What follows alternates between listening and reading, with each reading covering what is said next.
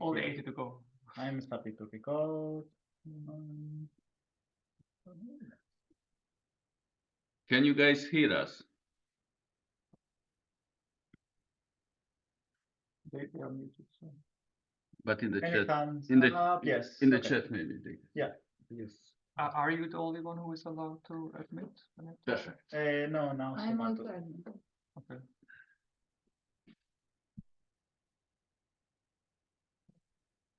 So for now you can start. No, I can. Ooh.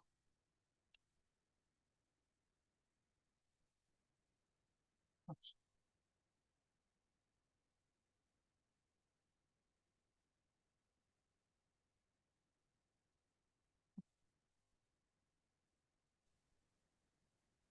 Okay, it's not many people, no? Yeah, in for me. Oh yes. Let's wait a little. Yeah, 2 minutes and then we start.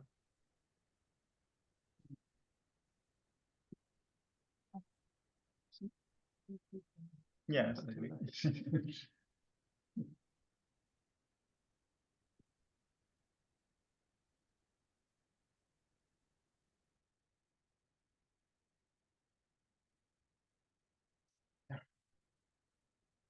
Also, I cannot admit people. I can do that. No, it's fine. I don't mind. It's just that I'm not waiting for it.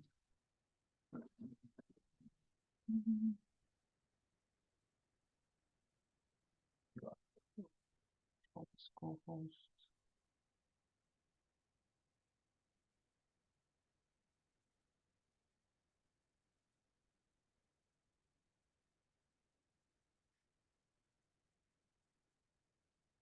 Okay, that's there.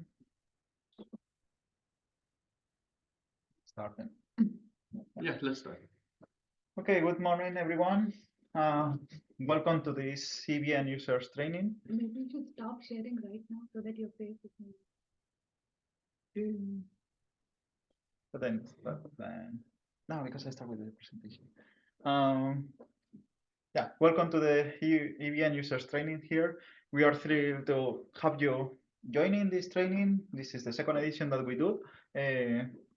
First one was 2 years ago. And then we are happy to hear your interest on learning about the European VLBI Network and how it can contribute to your science. Hello. Sorry, we have some echo. And in this training, we would like to show you all the potential that you can win in your science if you get observations and data from the European VLBI Network, the EVN. And we will try to demonstrate you how you can actually elaborate and send successful observing proposals for the EVN and what are the steps that you need to do to get EVN data. So this training has been organized by the EVN user support group, which is hosting JIVE, which is located in the Netherlands. This is our home institute. And we are essentially the people that you first approach when you start thinking about an idea to propose for the EVN, you get data, or all the contact related to the EVN. So all of us are the support scientists or the user support group here, and from here you can basically have a closer touch to us. So our goal in this training is to provide you basically the knowledge that you need to know for proposing for the EVN. Mainly, we will go through all the steps and all the information that you can find, but our main goal for this training is to show you where you can find all the information, and even more importantly, how you can approach us when you have doubts, when you have an interest to do it, and we will be always willing to help you at any stage of proposal, observations, and data reduction. So as I said, we are the EVN user support group. I cannot change, oh yes. And these are the part of the group that will be here with you today. We have Sol Paragi, which is the head of the EVN user support, and the 4 support scientists of the EVN. So all of us are hosted at JIVE. We will be conducting this training through Zoom. And then also we have a chat to get even further discussions in Mattermost. And then I will put here basically the main channels that you will see during the whole training this day. So most of the information that we will show you and we will go through it is hosted in the EVN website, the evlbi.org. And then there are different ways that you can always approach us, not during this training, but at any time in the future. So of course, the traditional way is through email. We have the user support at jive.eu, and we have the chat in Mattermost that you can join. We will use this platform also for further discussions that were the ones that we can conduct here in Zoom. So everyone, please are welcome to register if you haven't done it yet. You can do it through this QR code link or also through the link that I will just put in the chat in Zoom. So that will be an easier way to get and follow up discussions that will show up during this training, even in the future. And also we keep there the discussions that has been in previous editions and other times. So actually we are making up there long discussions on different topics that you may encounter at some point. But then this is all from our part. The most important bits in this training is actually you, all the participants. We are really happy to see a really large audience here. And actually, all of you are coming from different parts of the earth, basically, from all the continents. So we are happy to see that this is a VLBI training. So actually, we also targeted participants from all over the world.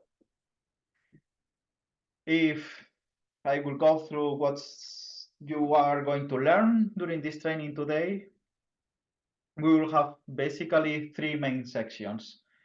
We will have 2 slots in time from now 10 to 12:30 European summer time. And then we will have a gap of 2 hours. And then later we will have the afternoon session. So during these 2 slots, we will cover 3 main points. One is a global introduction to the European VLBI Network. So you will learn what is the EVN, what are the capabilities of the array, when you can actually propose for observations, and what to expect from there. And Shot Paragi will lead this part. And then he also will show you some bits of the science that has been done recently with the observatory. So in that case, you can have even some ideas of what people are actually doing with the EVN. And in return, you can think on your actual science. You can start thinking on what's the applications that the EVN will help you, and you will benefit from this data. Later on, we will move to the proposal preparation. So Jung, Juan, and me will cover the following step. Once you have an idea of a potential target that you are interested on, and you know that the EVN will actually produce some meaningful info, give you some meaningful information on the target, then you will be thinking on how to actually propose for an observation with the EVN. So we will cover all the steps there, from your idea, once you have a target, a potential target, to how you prepare a proposal that can be submitted for the EVN, and what to expect there, and what's the steps that you need to actually tell in the proposal to get observations. And then probably in the afternoon session, we will go through the next step, which is the schedule preparation. Once you get observations with the EVN, we require you to produce a schedule so we know actually what you want to observe, and then we can conduct the observations. In any case, all these steps, we'll go through it in this training, but at any stage, if you get to this point, actually you will always have the support from us at any stage. So even if there are parts that you don't know, we will always be happy to help you at those stages. And I would like to remark is that at any stage during this training, we want to have free open discussions. So even during while we were talking, please, if you have some doubts, if you have some questions, just raise your hand, and then we are happy to stop going through the discussions and then continue later. We want this to be not just a monologue from us to all the participants, but we can have some active discussions during all the introductions or our explanations. So we will have some segments after each topic, but still, while we are talking, please raise your hand and we will go through with your questions there. So we said that, we can move to the first part, which is the introduction, a global quick introduction to the European VLBI Network and the science that you can do with it. That will be done by Sol Paragi. So I will stop sharing here. And then Okay, so it's my turn. Good morning, everybody. It's so great to see so many of you here. And let me share my slides.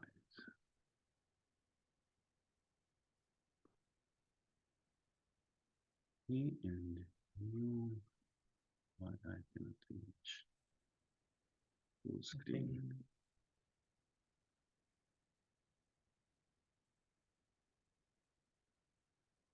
It's blocking my full screen. How can I remove this? View full screen. You're only sharing this one. Yeah, yeah. Green. But this is in the way. FN. How can I move this to the side? Okay. What? full screen. Yeah, but there's the zoom menu on top of it. Okay, it Well, disappeared. no, Okay, no. I can enter. Sorry. Okay, now I'm full screen. Sorry. So good morning, everybody. So here we are in Jive. Thank you for thank you, Benedict, for the introduction. Indeed, so we have great support scientists here who are experienced in different science areas and techniques in VLBI.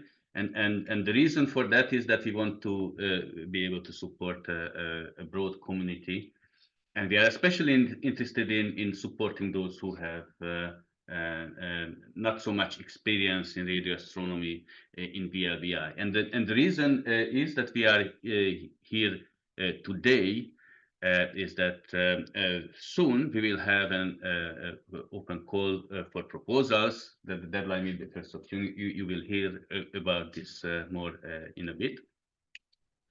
And then we hope that at least some of you will be brave enough to actually put together a scientific proposal to the European VLBI Network. And indeed, as Benito mentioned, we are all here to help you with that. Now, you see my starting slide, and you see a very nice Jive logo. So Jive was established 30 years ago.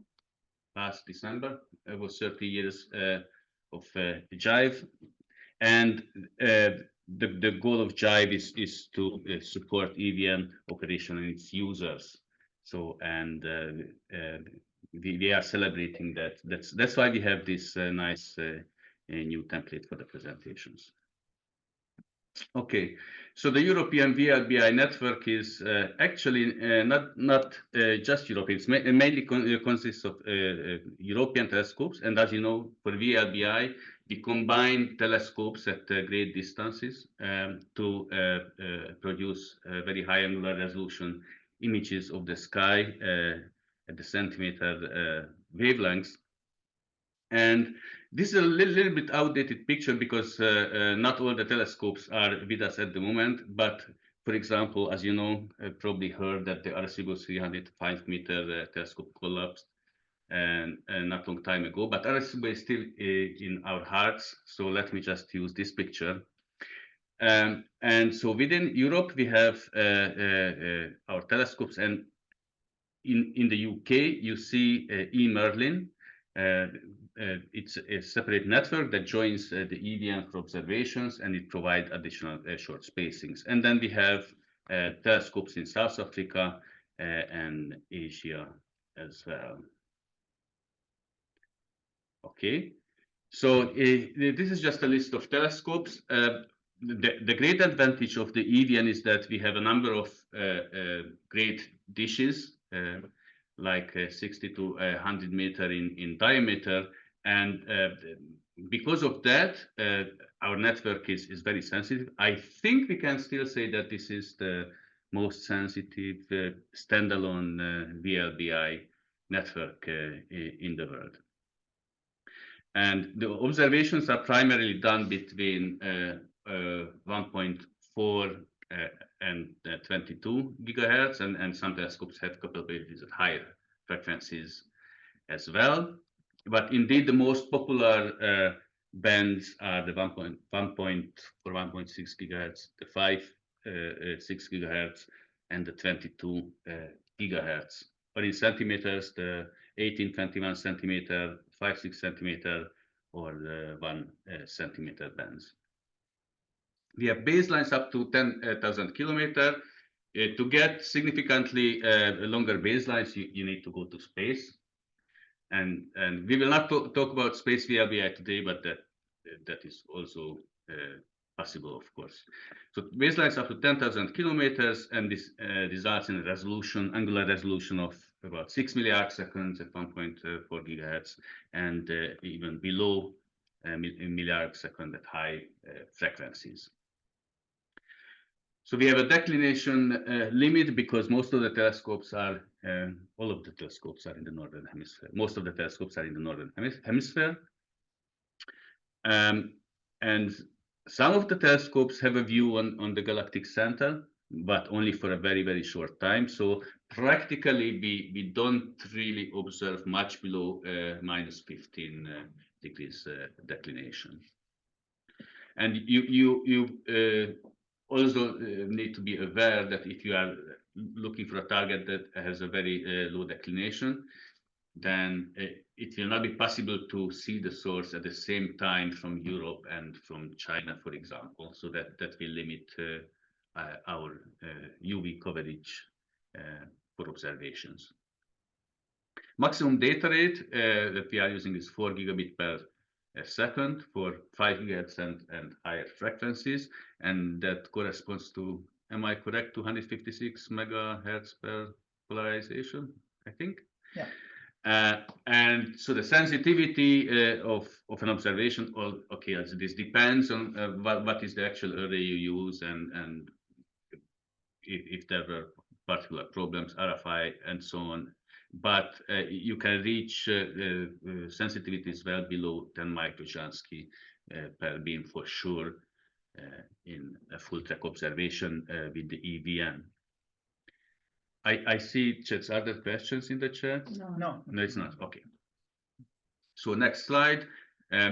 So we mentioned JIVE. JIVE stands for Joint Institute for VLBI ERIC. ERIC is a European Research Infrastructure Consortium. And so we operate the central data processor for the European VLBI network, which was in the past a purpose-built computer with custom-made chips that knew only one thing: how to combine data from radio telescopes and produce data for astronomers, VLBI data. Now we have a software correlator that we just call shortly SFXC, and this was developed at JIVE, and this software correlator gives us a great flexibility for obtaining very high very high spectral resolution, for example. It's very easy to carry out real-time EVLBI correlation. Pulsar binning and gating, those who are interested in pulsars know what I'm talking about. So that's also possible. Multiple phase centers, which means that in principle, you are looking at more sources within the primary field of view of your dishes simultaneously. This would allow wide field of view VLBI studies. And a great feature of being able to process data for fast transients that have a duration of a few milliseconds or so. Okay, we need to mention also that the EVN often works together with the very long baseline array in the US that comprises of 10 25-meter telescopes, plus the VLA, plus the GBT is possible sometimes to form a very sensitive VLBI network, which we refer to the global VLBI array. And the great thing is that you can propose for this array in a single proposal. You don't need to propose separately.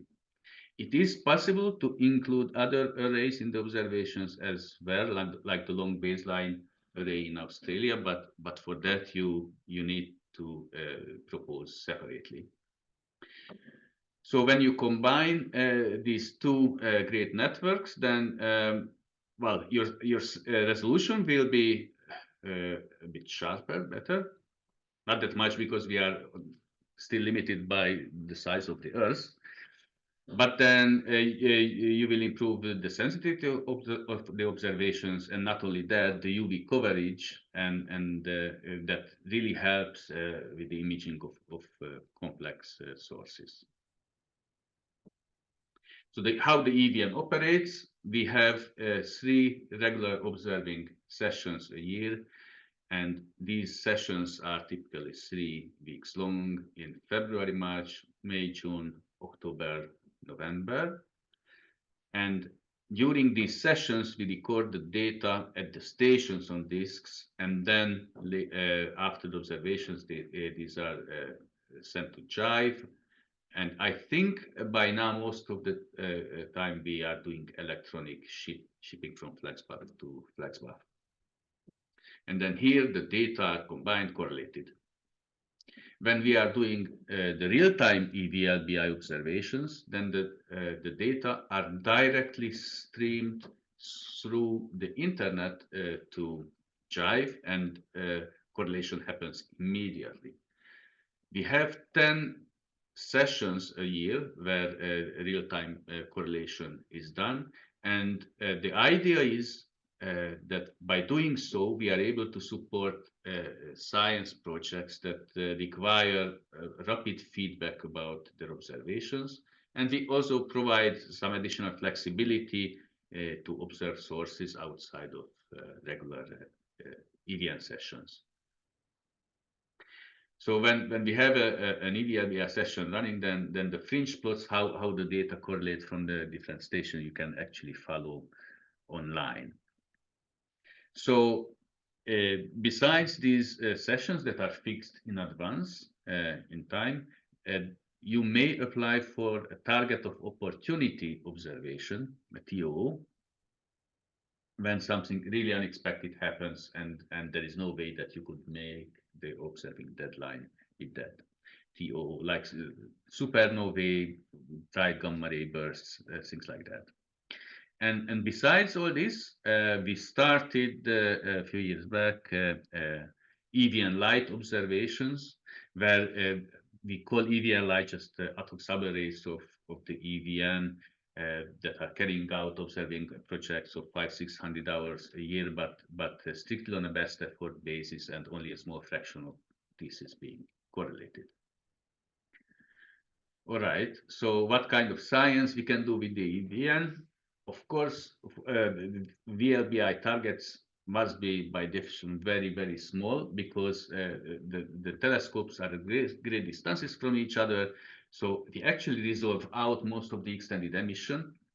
We are only sensitive to objects that are really, really compact on the millisecond, 10 millisecond scale. So those are the primary targets for VLBI observations. But then there's a broad range of science cases we can address with that, like active galactic nuclei and their jets, gravitational lensing, transient sources in the Milky Way or in other galaxies, starburst galaxies, and with VLBI you can do like micro-arc-second precision astrometry.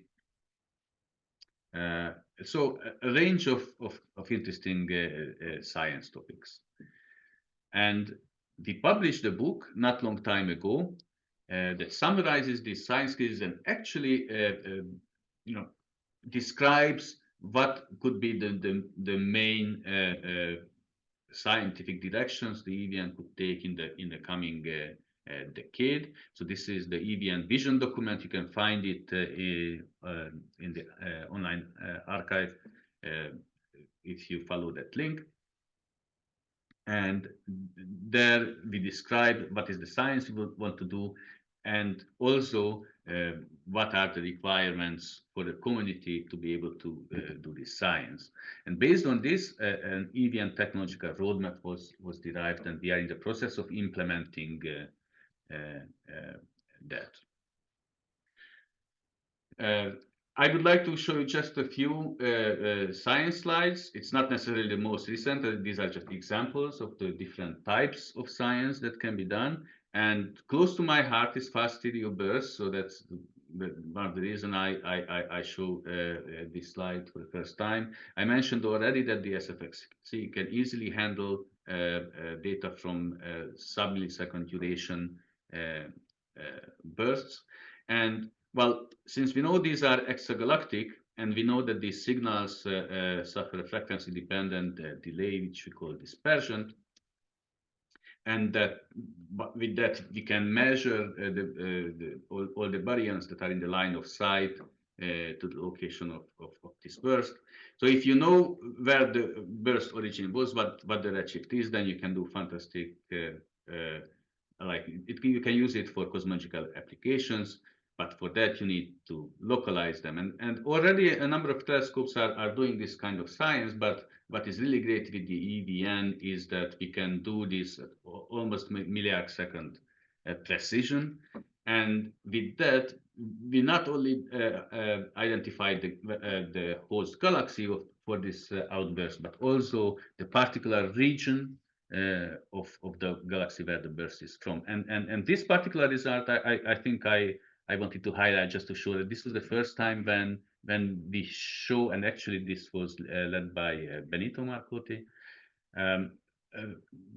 that fast stereo bursts may reside in very different host galaxy environments. If you are interested in jets, superluminal sources, for example, VLBI is of course a fantastic tool to study how jets evolve in time. And this is just an interesting result from Chandra Frey and collaborators showing a blazar at very high redshift. Well, when I started studying astronomy, redshift of a few was already very, very high. Of course, the field is changing very much now. We are talking about redshifts of 10 and 15 and more. But in any case, with VLBI, in a few years of time, or 5-10 years of time, you can really see changes in these jets, and you can measure the proper motion. And in this case, it was found that the apparent proper motion is 11 to 14 times of the speed of light. Of course, this is just a relativistic effect, and this is close to the speed of light jet. Jets can do much more, and what they actually do, they can have a really important impact on the galaxy environment where they reside, and this we call the AGN feedback. And one way to study that is if you that can actually detect gas around the active galactic nuclei. So what happens is that those AGN that produce strong jets, so this can serve as a background for mapping the gas, and the atomic cold gas would show up in absorption at 21 centimeter when redshifted to the where the galaxy is. And so then you can see the distribution of this gas, and sometimes you can really see the impact of the jets on this gas, and how this gas is often pushed outwards in galaxies. So this is VLBI as a fantastic tool to probe jet-driven AGN feedback, for example. Gravitational lensing is a very interesting area of research that you can do with VLBI. And this is a fantastic global VLBI result published by Christian Spingola et al.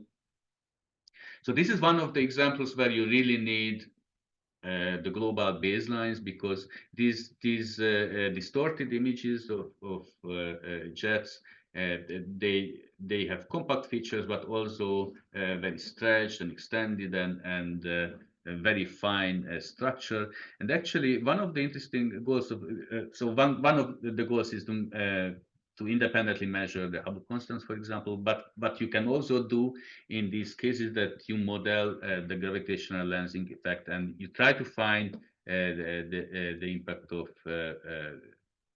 dark matter halos.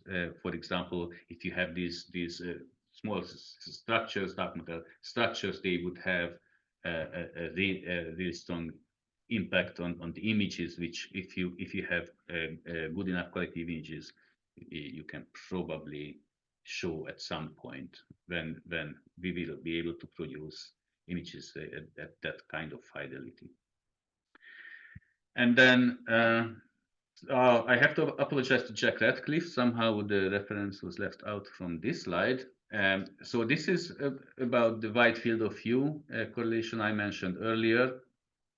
So with the SFXC, it's really easy. Maybe Bob Campbell would not always agree about the easy, but depending on how many phase centers we do, actually for a few phase or few tens of phase centers, I think it is really easy to do, but also it's possible for more. So you can correlate data for a number of smaller field of views with sources within the bigger primary field of view of the EVN telescopes. And the advantage of this is, of course, that in one observation you can get images for tens of compact radio sources. And with that, you can study faint radio sources, the population, and see what fraction of them are star formation or HEN driven, the activity. So how we are doing how you are doing the science? First of all, you have an idea. I think by now you all have great ideas of what you want to do with the EVN. Then you will have to write an observing proposal. Then the program committee will evaluate those proposals and select the best ones to enter the observing queue. After that, the observations will be carried out in one of the EVN sessions. The data come to Jive. We correlate them here. The super scientists will prepare files for you and do some a priori calibration, applying metadata, flag tables, things like that. We'll run a calibration pipeline, and then you will get your data, and then you can do your science. So because it's VLBI is still a bit more complicated, we can see than some of the other fields in observational astronomy. It's very important that you find help from us. And then, so as Berito mentioned, I think we should mention it again and again. You can connect us at the user@jive.eu email address. And I would really warmly recommend to everybody who are interested in doing work with the EVN to join the Mattermost channel, because that's probably the easiest way to reach us and then just ask a question anytime. We have an EVN Super Plus program as well for some of the projects that require and are really highly graded with the program committee. We can provide some extra assistance to projects where there is need to do some initial parts of the calibration, fringe fitting, and so on. for inexperienced team. But this service is very limited because our resources are limited as well, of course.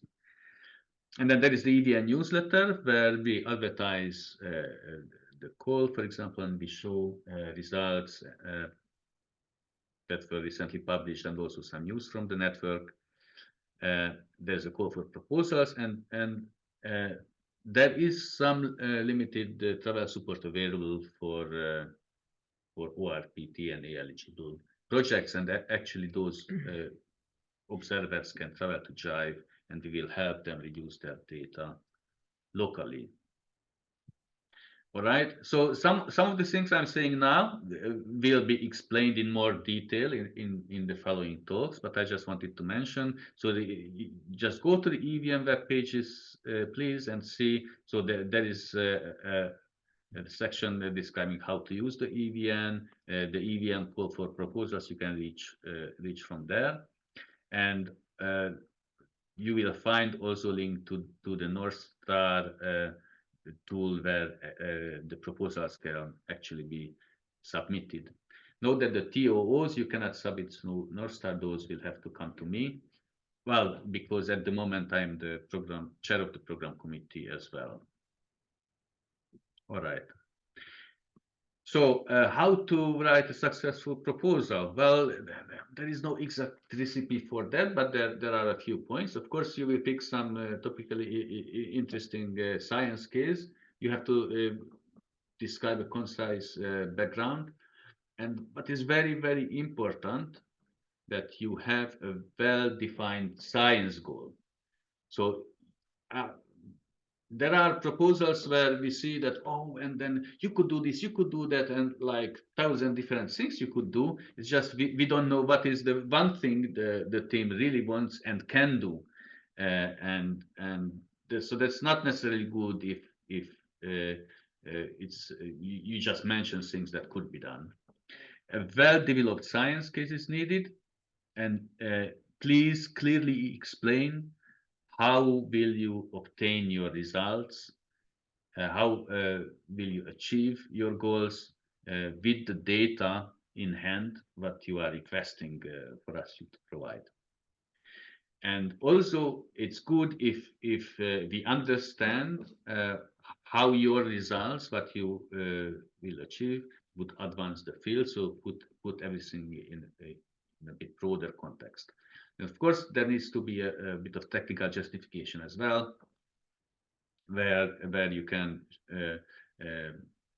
demonstrate that the technical feasibility is there, the sensitivity you can reach, the resolution you can reach to achieve your goals. One weakness that we see often is that, you know, if you are just interested in light curve monitoring for source in the radio, for example, and that can be done much better with other instruments, then probably you will not get EVN time for that, because EVN observations require a lot of resources, and we prefer to do those observations that are unique to our network, right?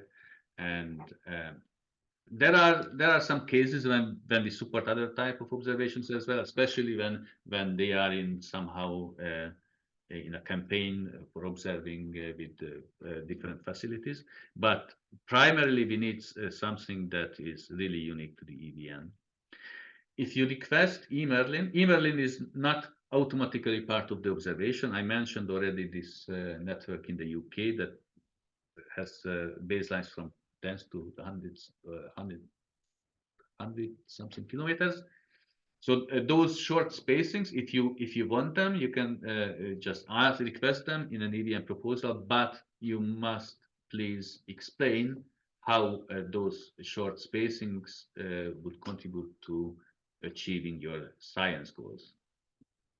So this is all of this should be no more than 2 pages, and then you may add 2 pages of figures and tables to that.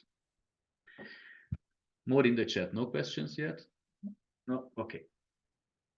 So, and I'm really at the end. So you will hear soon from Benito and Chungban about proposing and how to check for the technical feasibility. I just wanted to mention there is the old EVN calculator and there is the observational planner where you can really use these to prepare and to understand in advance, whether you can reach your goals with the EVN, or how many hours you need for the observations to reach your goals, for example. All right. At the end, there is a question. I am from Tanzania, but don't have expertise in radio astronomy. Can we get assistance to pose a science question and work with an expert on how to do the work itself? Yeah, so any question you have, so yeah, I invite you to stay a bit longer for the discussion session. We can answer some of your questions, and then it's when we understand your interest and expertise, then we can probably directly help you more also if you contact us. And yes, certainly it's possible. So we do anything we can to support everybody. There's one more question. Yeah. On average, how many proposals do you receive and how many do you reject? Okay, so I don't have my statistics here, but we had something like 30 proposals for the last deadline. It was a bit higher than average. We have 3 calls per year. So per year, on average, we get 60 proposals. And 20% maybe we reject. I don't remember from the top of my head, right? But some of the proposals actually fall out because they cannot be observed because so the EVN is a bit oversubscribed with a fraction of 2. Well, like the requested time is about twice as more, and then we cannot observe. And so what the program committee does, we support the observations, but we grade them, and then the EVN scheduler decides what can go in observing session. So of course, primarily the higher grades, but it also depends on what GST ranges a proposal requests, because if there is a empty spot in the block schedule where the project like that can fit, then it could be observed earlier than a higher graded project if somehow because of other constraints it cannot be observed. So what happens is that there is this observing queue, and projects are eligible for staying in observing queue for 1 or 2 years, 2 years, yeah. And then often what happens that even if we support the proposal, sometimes it happens that the proposal cannot be observed. But this is a smaller fraction probably. I had such proposal myself as well. But yeah, so it's not that where there is a good reason, we really reject the proposal. For example, if we see that the science can be done already from data available in the archive, if we see that the science proposed actually is technically not feasible or not relevant anymore, so that it can be that we do reject the proposal. More often though, we send back the proposal to the team with comments and ask them to improve on the science case, improve on the technical part, and then submit it again. Okay. So I think actually I told you everything I wanted. So your data will end up in the archive, and the super scientists will contact you, and then you can start your science.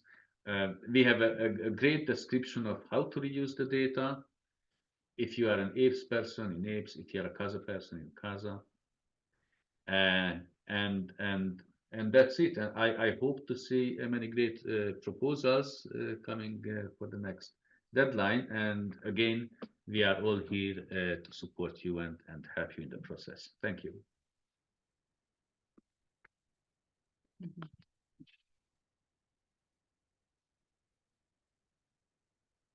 Okay, Gabor, well done.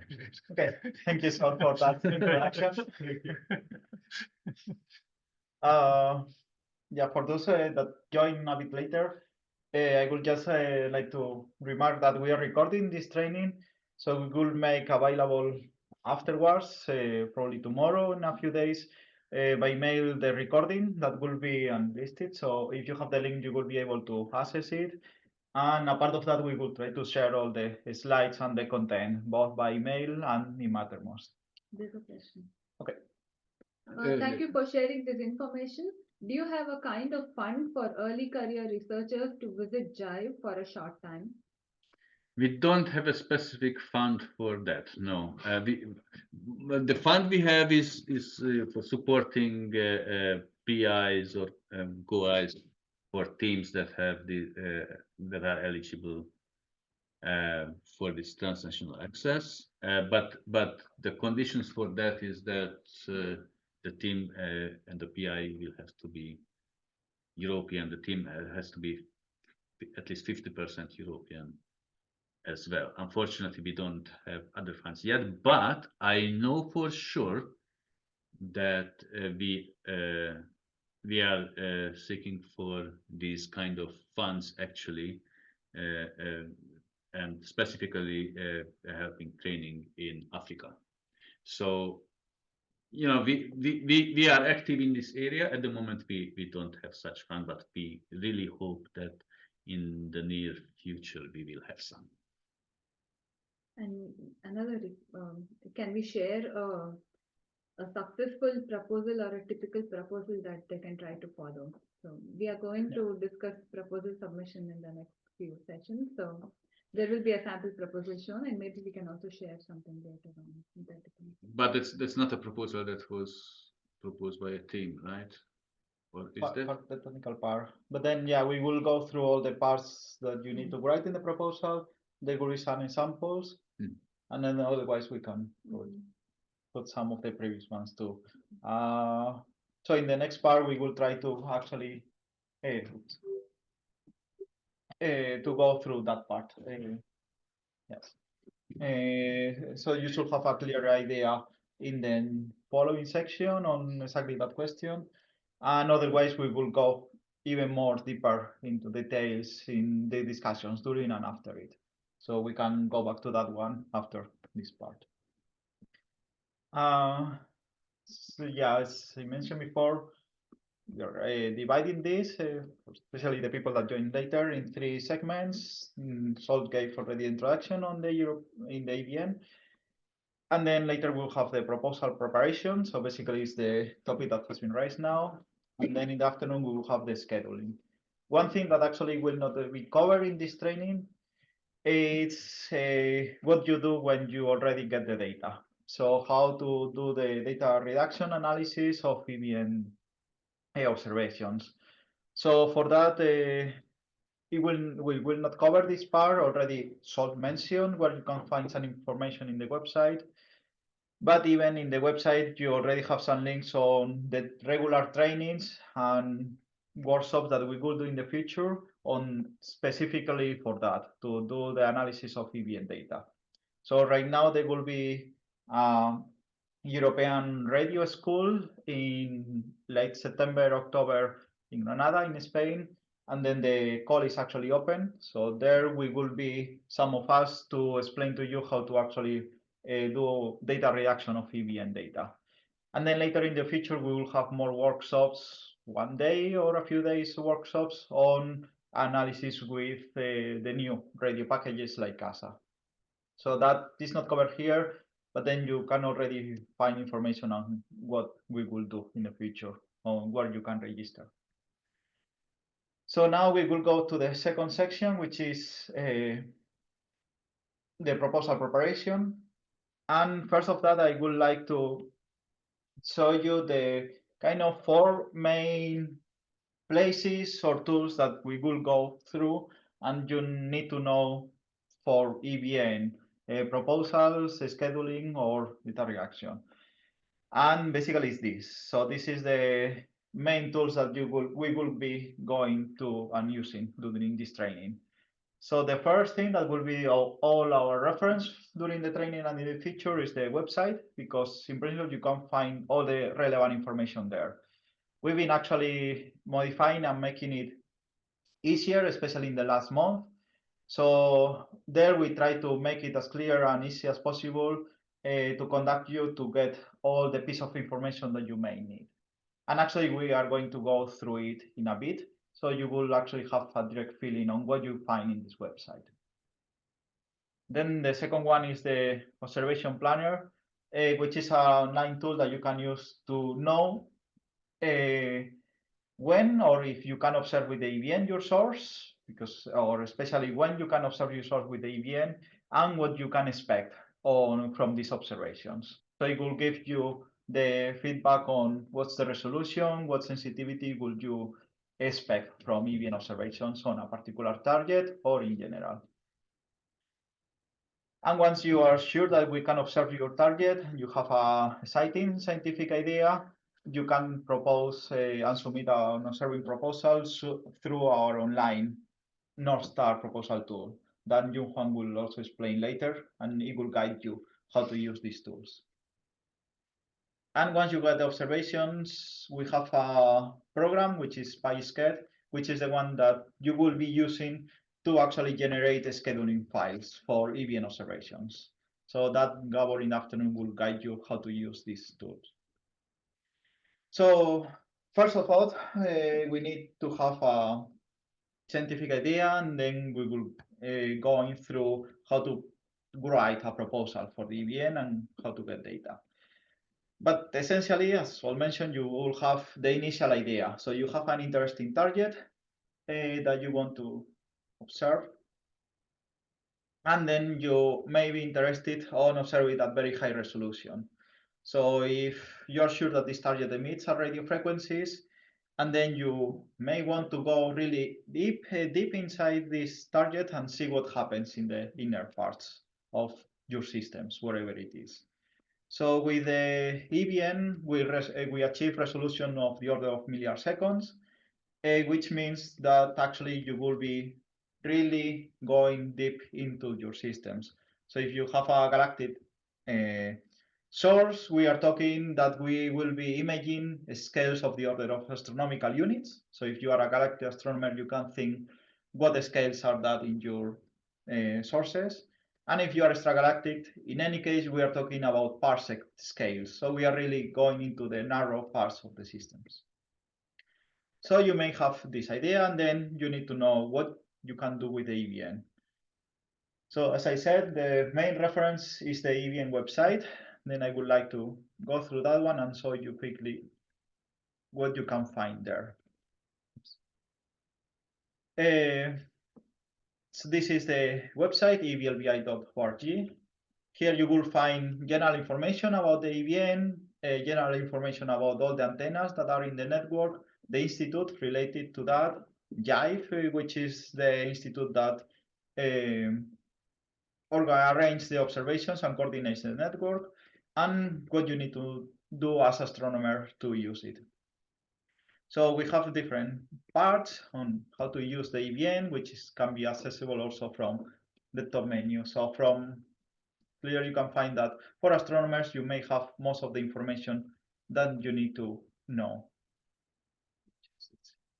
And once you start thinking on the proposals, you have all the relevant information about what is necessarily there, which are the observing modes that we have, and how to submit proposals. And once you have data, you can always, all the EVN data is available after a period of proprietary time for the PI, and everything can be downloaded by the data archive. So in any case, most of the information, we actually synthesize and summarize everything that you may be interested in under the 4 astronomers, all about using the EVN. So here we set it up in a kind of chronological order. So it follows kind of all the ideas that will go through your mind at any time. So as Salt mentioned, there are 3 deadlines per year to propose for EVN observations in February 1st, June 1st, and October 1st. And you can always have links to the latest call for proposals where we summarized which are the new modes, capabilities of the array. So as I said, this page is kind of ordered in chronological order, in the sense that at the beginning you have the general things that you may wonder about the EVN. First, what kind of science has been done in the last years, which is kind of the summary that Scholt gave. So just a little, really few examples of what all that has been done with the EVN. And of course, the capabilities and latest updates that happens in the EVN. And a link to the edit archive when you can always download the data to be analyzed. And as Sol mentioned, when you are thinking on the idea of getting EVN data, you can be sure first and check if that target in particular has already been observed with the EVN, because there may be some cases where someone else a few years ago already observed that source, and actually those observations are useful for you already, and maybe you don't need to even go through the process of proposing for new observations. So for that, we have the source finder, where you can actually select a particular source or a position in the sky, and then it will give you a feedback and a link to the data archive if there has been previous observations. So in some cases, this observation will be already useful for you, but in other cases, just because the observing mode were different, you want some time critical observations, or it's something that evolves with time, so you actually need new observations, you will need to do and prepare a proposal for observations. So in this next section, we have all the information about that. The call for proposals, which is the up-to-date information. Page with the proposal preparation, which is what John Juan will go through later. And then it has all the information about which observing modes, how you need to prepare the proposal, which are the requirements and conditions to prepare these justifications, and how to submit them, which will be in any case through the proposal submission tool there. And if you are curious about how these proposals are later evaluated, we have a page describing this, the proposal evaluation. So the EVN is an open skies observatory. Anyone can propose for observations. And then we have a project committee of around 12 members that spans different areas in astronomy. And all of them will evaluate your proposal and just rank them together with the rest of the proposals.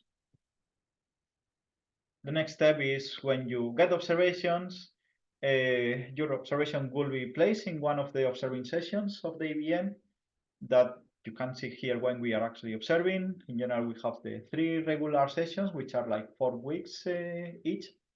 And then we have one 24-hour run almost every month.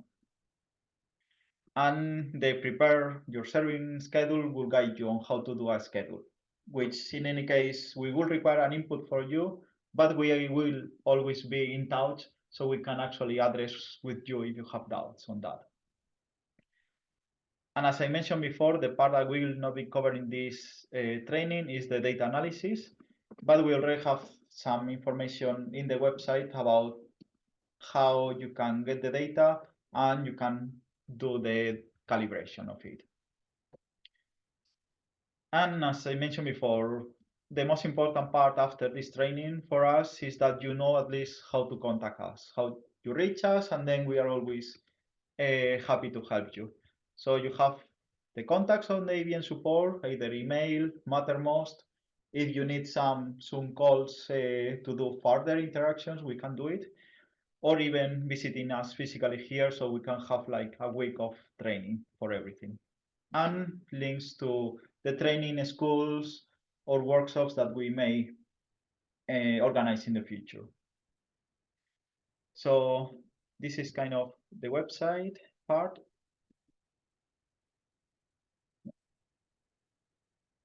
So we mentioned before, the main thing is that you may have a motivation to observe with the EVN. which means that you will have a relevant target or at least some type of events that you may want to observe with the European VLBI network. So during this training, we are guide you in all these steps, but of course we will use an example case to show you in particular what you need to do and what we expect for the proposals. In this training, we just pick a random source and we are making up a science case to that. Basically, with the objective that we will show you the different observing modes and different possibilities that you can do with the EVN. So let's say that we have this interesting target, 3C293 is a radio galaxy. You can see in the left image that you have the, you can see the pointer. You have a galaxy and you have a radio jet, which is the red color image. And this has been observed on their second level. So for example, with the Very Large Array in the US. So here you have a really extended jet, but we may be interested in the really inner core of this source. So next to the core, we know that on the right image, there is still some extended. We can trace back the jet. It doesn't seem to be completely straight line, so you have some precession maybe. And we really want to know what happens really deep inside next to the nucleus of the galaxy. So this is the science case that we are taking as a sample for the proposals and the scheduling later. So this source, let's say that is really bright, can be on the order of 100 millijansky per beam. But as we see here, the structure is really complex. So we really want high fidelity images to be able to image properly this source. Of course, when we observe with the EVN, we will be tracing scales of 1 millisecond. So it's 100,000 times better than these images here. And actually, we will not be sensitive to these large scales because the distances between antennas for the EVN, for any VLBI network, is quite far, quite large. And that means that actually we are not sensitive to the largest scales in the sky. We are sensitive to really narrow, compact parts, but not the broad ones. So that means that this part, especially the left one, we will not be sensitive. We will not see this in our images. But on the contrary, we will be able to narrow down all the compact spots within the jet. And just to make it even a bit more this scientific case, let's say that we observe, maybe because of from single dish telescopes, that there are some H1 absorption somewhere within the center of the galaxy. So it can be really important for us, let's say that we really need to know where this absorption is produced. Is it really next to the EVN? Is along the jet? And for that, we know that this absorption is a bit faint, of the order of 10 millijansky. So we will need both resolution to be able to narrow down where within the jet, the EVN, this absorption happens, but also be sensitive enough to be able to detect it. So this is our science case for today, basically. Once we have that, of course, the main question is if we can detect and resolve this emission with the EVN. That's what you need to be sure before submitting the proposal. Fortunately for that, we have some tools that can help you, in particular the EVN Observation Planner, because as Sol mentioned, the network has antennas all over the world. So that, of course, makes a bit trickier to know when you can observe the source, because not all antennas will be able to observe in general the source at the same time. So you need to know when are the correct or the best times to observe the target. So then we will now go to this planner. I have in your link. So when you go to the planops.jive.eu, first you will see that for now it has two different modes, depending on how fine-tuned you want to set up this potential observation.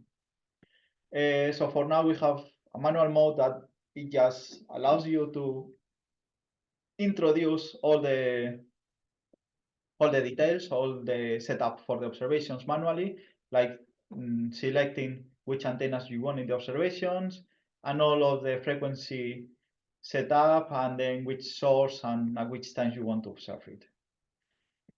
And this is actually where you will end up even through the other mode, but everything will be filled automatically. So if we go back to the original page, we can say that we just want a standard EVN observation to observe this target, and we want to know when we can observe it.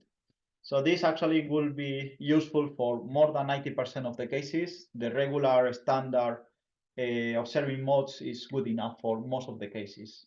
In any case, if you have a particular conditions, you can fine tune later. So let's say that, as we said, we want to observe this target with the EVN, so we can select the network.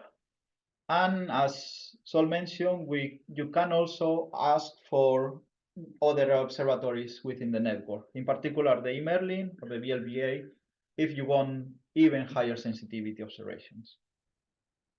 In this case, as we have something that is extended, we have a really large scale jet, we are interested in still mapping the larger 100 millisecond scales emission in the sky. So it's actually worth to observe with both together, the EVN and the eMerlin. So then we will be mapping scales from 1 millisecond to hundreds of milliseconds. And this is for our science case. I will just briefly mention that this tool can be used for any VLBI network that we have right now. So you can actually use it when you observe with the Australian long-base lane array, with the Korean VLBI network, or if you have you are conducting observations with the global millimeter VLBI array or the EHT. In any case, once you define which is the networks that you want to observe, you can just go to the second step, which is at which frequencies you want to observe. So the EVN observes between 20 centimeters and 0.7 centimeters, so roughly between 1 gigahertz and 40 gigahertz. And depending on the mission that you expect, you may prefer one band on another. In this case, as we were talking about H1 absorption, we are tied to the 21 centimeter band because there is where we will expect to observe the absorption. But if you want just a continuum image, and let's say that you want higher resolution, you can go higher in the observing band, observing, for example, at 5 gigahertz, where you will have more resolution. We have even higher sensitivity at that stage, but of course depends on the scientific motivation and targets that you want to observe. So let's say, as we said, that we are observing the H1 line, so 21 centimeters, and then we need to define what's the target that we want to observe. In this tool, actually, it allows you to have 3 different possibilities. The traditional case is that you already know what source you want to observe and when. So you can always type the particular source. You don't need to put the coordinates, although you can always just type the source name. And in general, if it's one of the known ones, it will automatically retrieve the coordinates. And then you can define what's the start of the observation and the duration. So this is for the case when you already have a observation coming, and then you want just to confirm if the target is properly visible during those observations. On the contrary, you may use this tool as an initial guess, which is what we are going to try now.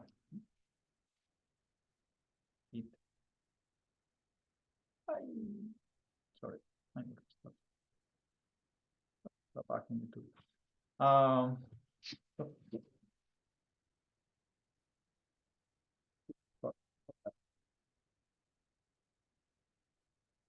Go back to that. 121, and we are back here. So what we are going to do here is actually the opposite, like try to guess when we can observe the source. So for that, you only need the particular source, and then the tool will give you when you can observe. And the third case, which may be relevant especially for people following up transient events, is when you actually don't know even the source that you want to observe at the time of the proposal, for example. The only thing that you may want to constrain is how long you want the observations. There is a question Yeah. about using the telescope, so maybe this is Yeah. the right. I get the impression that you do not use all the EVN telescopes to observe a source at once. If that is right, how do you decide which telescopes observe a proposed source?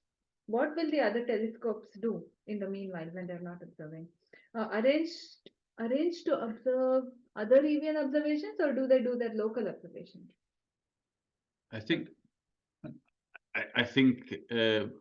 most of the time, all the telescopes are pointing at the same source.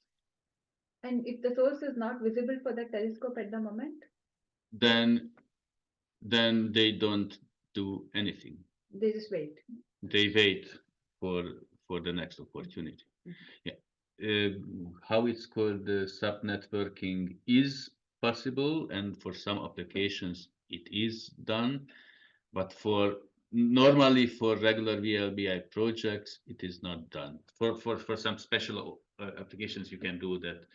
Parts of the telescope look at one source, and other part of the array looks at another source. It is certainly possible. It's a bit complicated sometimes, but possible.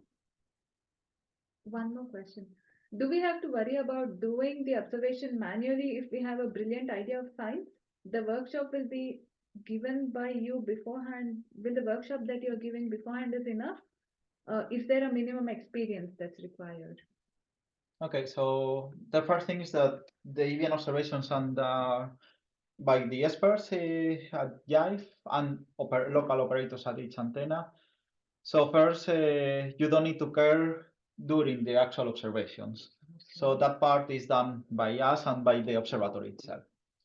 So the only thing that you need to prepare is a schedule file that basically tell us what you want to observe and in which conditions. There could be a broader, more detailed explanation later, but you don't need to care both neither during the observing times, you don't need to be present there, or you don't need to actually use the telescopes there. The only thing is that some weeks before the observations, we will ask you to get a schedule file that sets up basically the station. For that, we will have this training later in the afternoon and the online information. And in any case, we will provide all the help from us to prepare this one. So there is no required level to do this because we can always assist you for that. And if you have doubts, we will always help you to do the schedule together. And this, in any case, happens some weeks before the observations. So there is a back and forth interaction between the astronomer, the PI of the proposal, and the user support group. So then we will actually go also through the schedule. So we will identify if there's something wrong, if there is some better strategies than the ones that you first configure it there. So that means that you don't need to be full expert on how to do the scheduling part. We will try to guide you here so you know the basics that are needed to create this file. So as Benito says, for the observations, we don't need to be there. Of course, we cannot be there at every single telescope, right? So this is the beauty of VLBI, that all of this will be done for us. For working with the data, analyzing the data, participating in data reduction schools like ARIS and the Casa VLBI workshops are a really, really great start. And then I would still advise, if someone has the opportunity to visit Chive, that is the best. Of course, we will do all kinds of remote help, whatever we can do. But for beginners, it's still good if a few times they go through data sets together with an expert, and then you gain some expertise later, and you will be able to do it yourself, and then you will still rely on support scientists helping in very specific areas, or yeah, it's good. So if you can, maybe it's time. Sorry, I forgot to mention earlier when this was the question, but I wrote it in the chat. As we do offer opportunities to early career students or scientists. One of these is the Astronchild Summer Student Program, where students may join us for 10 to 12 weeks, and they carry out research guided by a local expert. And then the other thing is that there is some support for the joining ARIS schools, and I think the registration is still open for the school in Granada in September, and you can learn a lot already there by joining the school like that. And actually, not only on EVN, but in the global radio astronomy with different instruments. That's more general about So, radio interferometry. Yes, you that's a can really learn good about start. everything. Yeah. There is a question on correlation. Yes. It's a follow-up to the earlier question about not all telescopes seeing the source. So if almost all the telescopes are pointing to the same source, how are the individual data of each telescope collated? Centrally? Yes. Yes, all the data come to Jive, and here the baselines are formed. So the station X will be correlated to station Y, Z, W, and so forth and so forth. So all combinations of these baselines are produced, and so that's how the VLBI interferometry data are produced. Yeah, so each antenna records first locally their own data. Then that data are transmitted to here, Jive, the Netherlands. We combine. So actually what you will see afterwards when you receive your data, it's just the interferometric data. So you don't need to deal with individual data sets from each antenna, but you will see the data from the different baselines within the array, which means all the combinations with the different antennas. So you will just receive one data set with all the observation, all the process between individual antennas observing and the correlation will be completely transparent for you. Yeah, that's it. Okay. Oh, there are more questions. No, we'll be answering that. Oh, yeah, okay. Okay. Then we can go back to our observing epochs and target. I would like to just remark the last option, that is when you don't know a specific source. So if you are not from a transient field, you may wonder why you have this option, like you should always know which target you will observe when you propose. But there are some fields where this may happen, actually. So the classical example is if you are a gamma ray burst astronomer. So what you're interested is in following up the afterglow after a GRB, a gamma ray burst, happens. Or for example, a supernova explosion. And then with the EVN, you have the resolution to trace back all the expansion of the remnants. So in those cases, at the proposal time, you don't know which supernova will happen in the sky. You only want a proposal to be active saying that if a supernova with these conditions happen, I want to observe it with the EVN a few weeks, a few months afterwards. So that means that you will elaborate a proposal with some conditions and observing requirements, but of course you don't know where in the sky this supernovae or GRB will happen. So that's why we have this option. You will request for X amount of time. You will have some indications on what's the sensitivity resolution that you may expect, which of course it may change slightly because where your target is in the sky, but roughly you have a good idea of what to expect. So these proposals are also possible. It's what we call trigger proposals, where you just expect something to happen to be able to ask for the observations, but then you already have an observation. Then at the status that we are here, that we only have a target, we want to know when we can observe, when all the antennas or when some antennas can observe it. So that's why we will only specify our particular target source. And then just for real schematic case, we have the two main observing modes, which is the continuum or spectral line. For the observational point of view, they are almost equivalent, or for most of the purposes here. The only thing that changes between these two modes is the frequency setup and the frequency resolution that you will get in the final data after correlation. So if you are interested in having a deep image of continuum emission, you of course want the maximum bandwidth available in our observatory. So you will have the most sensitive image possible.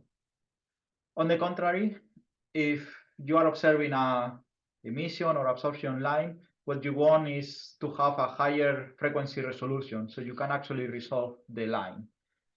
And likely, in many cases, you may not have emission on any other frequency there. So you don't care that much about the maximum bandwidth, but you care about the frequency resolution. So these default modes just optimize either one and the other. For our purposes here, we can go through the continuum because we will also want the continuum mode. During the proposal, we can actually observe these two modes at the same time. So the observations are the same. The only thing is that during correlation, you will get the two data sets, one motivated or optimized for the continuum emission and another one for the spectral line. So this actually can be a unique proposal.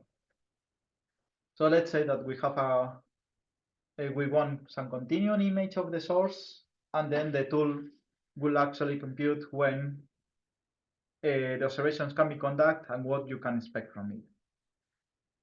So first, you will end up with a summary page. We will tell you all the information about these planned observations. So first, it will give you, as we didn't define the observing time, a potential observing time where the source is observed at least by 3 of the antennas. And in VLBI observations, what we actually care at the proposal level is the GST range, because this is a unique time that actually doesn't depend on the actual epoch, on the day of the observation. These times here are per a particular target source, and then they are the same, they are constant along the year. So from our scheduling point of view, internally from the EVN, with these time ranges, it's much easier to be able to know when we can actually schedule your observations during the different observing sessions. It gives you a summary of the standard frequency setup that you may get. So as we said, we will have observations centered at the 21 centimeter line, so 1.4 gigahertz. And we have the maximum bandwidth of 128 megahertz. And it actually gives you the information on the velocity domain. So if you are tracing the spectral line, you know which frequency range you may trace here. In the antennas, it gives you all the default antennas in the array. So as we said, you can always by default ask for most of the standard antennas there. That will be the default in every observation. And then only if you want some specific additions or so, you need to manually request and justify why you want extra antennas there. And then in the second part, gives you the expected results, theoretical results from the observation. So first, what's the resolution that you will achieve with this observation in particular? Here you can see that at 21 centimeter with this target, we will have a resolution in our images of the order of 5 times 8 milliseconds. So we are really going deep into the EVN. And we will achieve a sensitivity, a theoretical RMS thermal noise of around 6 microjanskis per beam. So this is the thermal noise that you will expect in ideal conditions with all the antennas that can observe the target. To be conservative for the proposal level, we always ask you that you can consider that you will have a realistic RMS noise in your images of around 20% more than this value, because this is the ideal one. So let's say that in these observations, we will actually achieve roughly of the order of 8 microjansky, so roughly below the 10 microjansky per beam level. And as we are also interested in the spectral line emission, we can see that actually per spectral point, we will have a RMS of 100 microjansky per beam. So with those values, we already know that we can detect our absorption profile because those were of the order of 10 millijansky per beam. So this gives us roughly a signal to noise ratio of 100. So it's good enough to trace back in the images where the absorption is provided. And this is something that will go later in the proposal, that is, you need to justify with which signal to noise you want to observe your target. Depending on your goals, you may have enough with a simple detection, 3-5 sigma emission in the image. But if you want to go deeper because your goals are a bit different, maybe you require a signal to noise of 100, let's say. And something important that you should always consider is the field of view limitations.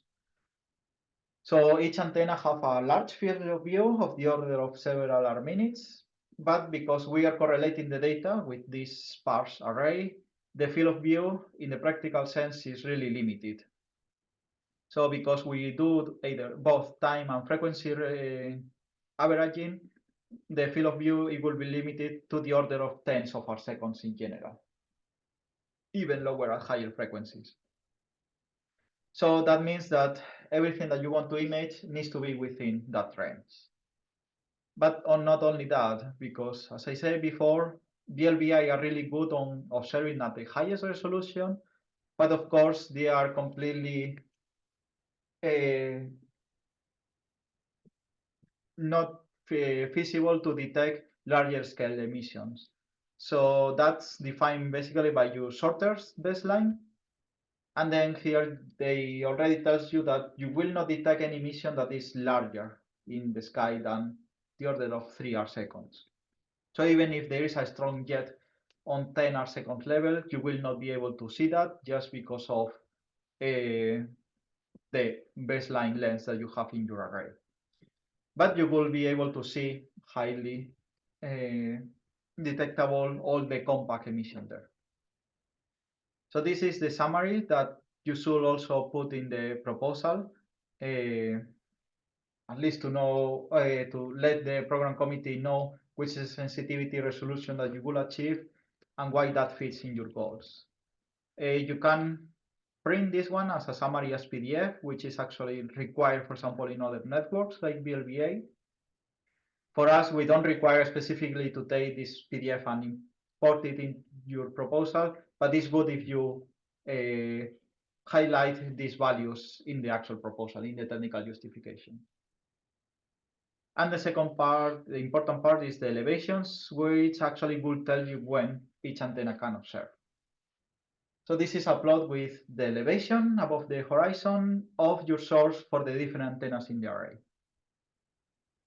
By default, it just picks a date that is around the present. And on the top, you see the GST range, which is the interesting part for the proposal. So as you can see here, most of the antennas will have similar elevation for this source. And this is because most of these antennas are in Europe, roughly at the same scales and in the same azimuth. However, for some antennas, the targets will set up earlier, and these are actually the ones that are in the East Asia, both in China. So here is where it may come a bit tricky. It's not that complicated, but then it's when you need to decide when you want to actually observe your target. So at first impression, you may say that the higher elevation is the better because then you have better conditions to observe the target. But in that case, means that the longest baselines, the ones that give you the highest resolution, will not be able to observe for that long the target. So it depends on your goal, you may prioritize one or the other. In this case, as we want especially the high resolution to able to resolve the regions, we want these baselines as much as possible. So let's say that we want to observe once all the antennas are above at least 20 degrees, because it's when you start getting better data, not that much contamination by the atmosphere. So that means that we may start observing the target at a GST range of 8 hours. And then we want to observe from there. We could observe until the end. However, of course, here is the discussion on how much serving time you want to request. If you are really limited by the sensitivity, you need to justify which is the signal to noise that you want to achieve in your observations, and then you define how much time you need. In this particular case, we are not that limited by the signal to noise because the source is really bright. But as I mentioned actually at the beginning, the source has a really complex structure. So you want also to have a high fidelity images, like easier to image, so you can actually be sure that the components that you see in the image are real. So for that, it's more ideal if you actually ask for a longer observation, let's say between 8 or at least more than 8 hours long, because in that case you will be covering much better the UV plane that we'll show afterwards, so the fidelity of the image will be much better. So in this case, as we said that we can start at 8, let's say that we want 8 hours, mainly not because sensitivity, but because fidelity of the image. So let's say that we want to observe ideally from 8 to 16.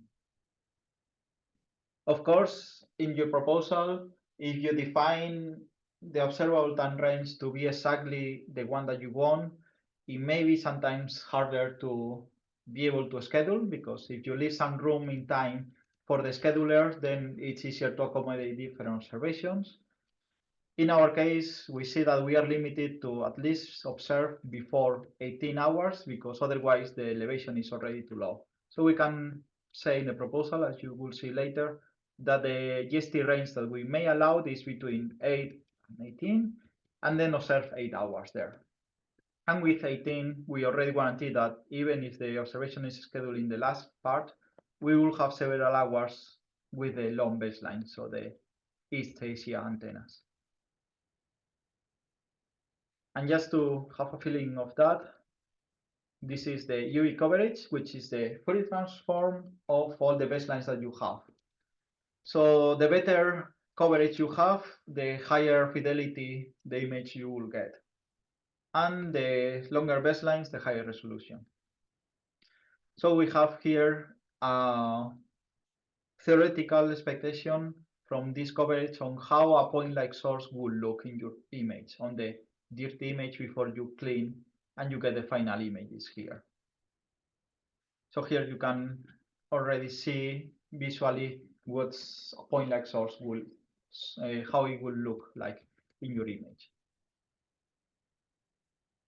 So I will just conclude with the last part, that is like, now we know when you want to observe, and now we've decided that we want only a 8-hour observation. So we can do the last bits, which is define that in the observation to have the final values on the resolution and sensitivity that we will get in the proposed observations.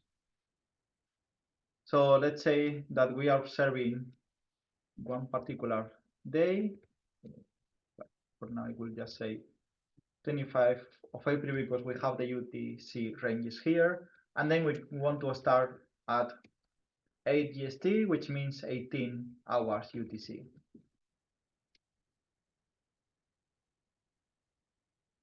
And then we want to observe for 8 hours. As you will see later, in any VLBI observation, you need to spend some time observing calibrator sources. So that means that not all the observing time will be spent observing your target source. A realistic percentage of the time is probably 60%, although this may change depending on your science case, on how you can arrange observations.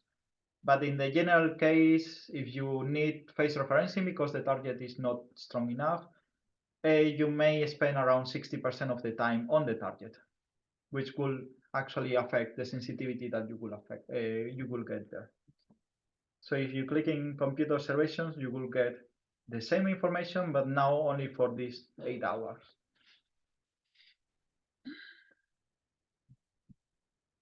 And these are the final elevations that you may expect for the target and the final resolution and sensitivity in your observations.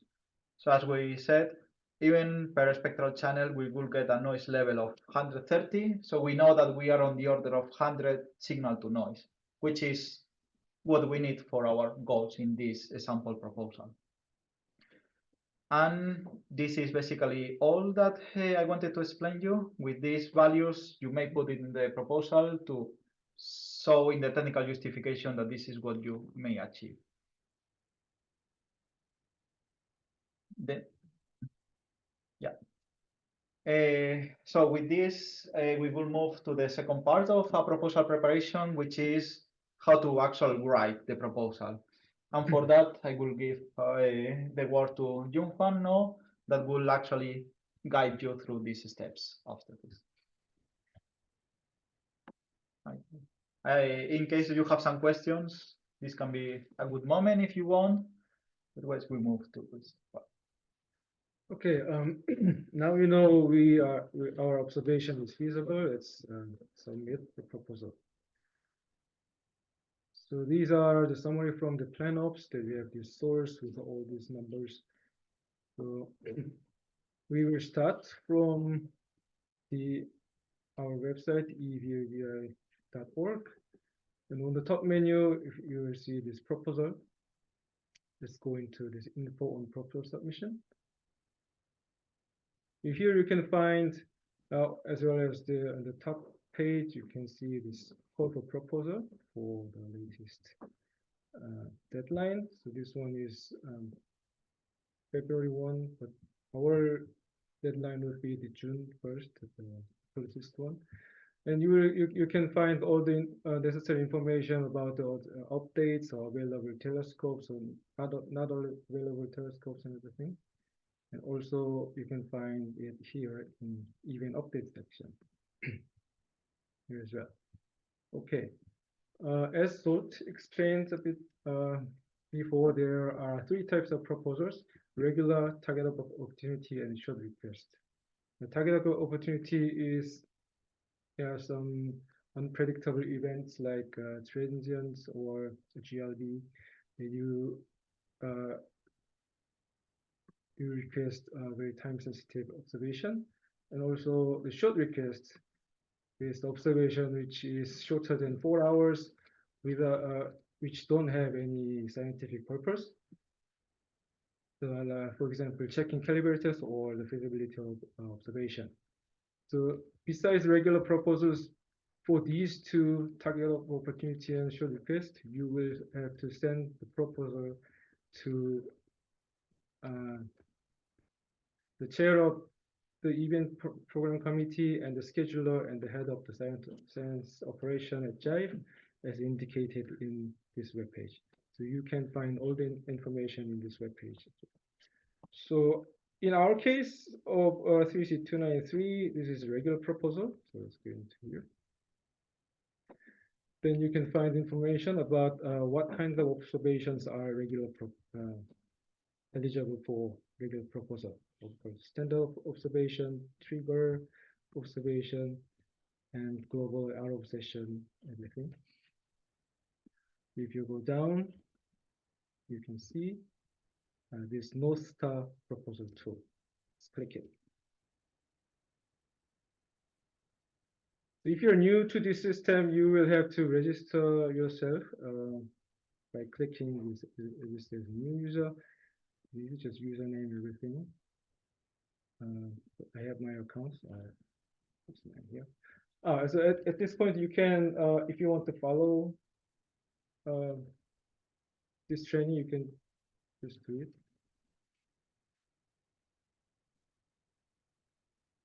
Okay. So this is the first page you will see. You can see the next EVN deadline is June 1st, at 1600 UTC, and all this necessary information here. And also call for proposal. And there are important thing in help, read me first, help index, everything. It all directs to the same page, that this long help page. This contains all the detailed information, which is very hard to read. Right, read when it's necessary. Okay, here, yeah, it's the same as before. If you're new to this system, you will not see anything here. But if you having a proposal in preparation, then it will pop up here. So now, let's create a new proposal. So now you have to select the facility. There are 3 options, but you can select the regular EVN and EMALIN and the global VLBI and EEVN. It's a real-time VLBI observation, but you do not select here because you can specify this in the later stage, and it is not working anyway. So let's select European VLBI Network and EMALIN, and OK. Then you will see this page with 4 tabs on the top. And the first, this is applicants who are the investigator of this experiment. Of course, I am appeared in here, but you can also invite your colleagues in this proposal by clicking the Add Applicant. There's 4 fields you need to fill in. I'll just put my different address to test with a different email address. The country here is the country your institute is located. So in this case, Netherlands. Okay. And the active participants means that the participant can edit this proposal. Okay. Then you will see these potential applicants in the list. So when you save it, save and continue, save and exit, it will send the invitation to these people. If I save and continue, then you can see the status, whether this person has accepted our invitation or not. You can always edit these people or delete. So I'll do it here. Okay. So if you, at this point, if you save and exit here, you will see this proposal in preparation. So you can go back anytime with to edit, or you can just delete it or copy it to other proposal. Let's continue to edit it. And one thing here, the potential observer option, because we do not observe in person like we did a long time ago. The observations are conducted by the operators at the stations. So it doesn't matter if you check it or not. We don't observe. So please ignore this part. And go to, let's save and continue. And go to the justification. So here, as Zolt mentioned before, this is the most important part in the proposal. That I will not repeat this, but you will need a well-defined science case and which is technically feasible. But please keep in mind that the EVN PC members who will review and evaluate your proposal, they are not all of them are working in your field. So please write it slightly general that anyone can understand what you are going to do with this observation. So there are no specific format for this justification, but should be in 4 pages with 2 pages for text and 2 for the rest, like figures, tables, and references, and it should be in single PDF file. And we strongly advise you to include this GST elevation plot that was generated from the plan ops that Benito just explained into this justification. And also the font will be font should be 11 or larger, and you will receive a head and footer when you submit your proposal. So you will have to keep in mind that this one.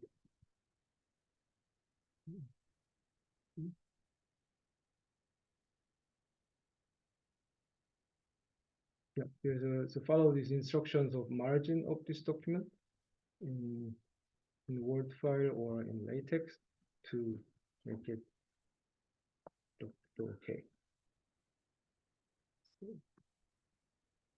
Okay, and here you put the title and abstract. I'll just copy for the prepared text file right here. Title is a JET ISM instruction in 23293. I hope you can come up with some better title for this. And the abstract here. Abstracts should be less than 250 words, and no special character is allowed. And then you upload your justification file here. Upload.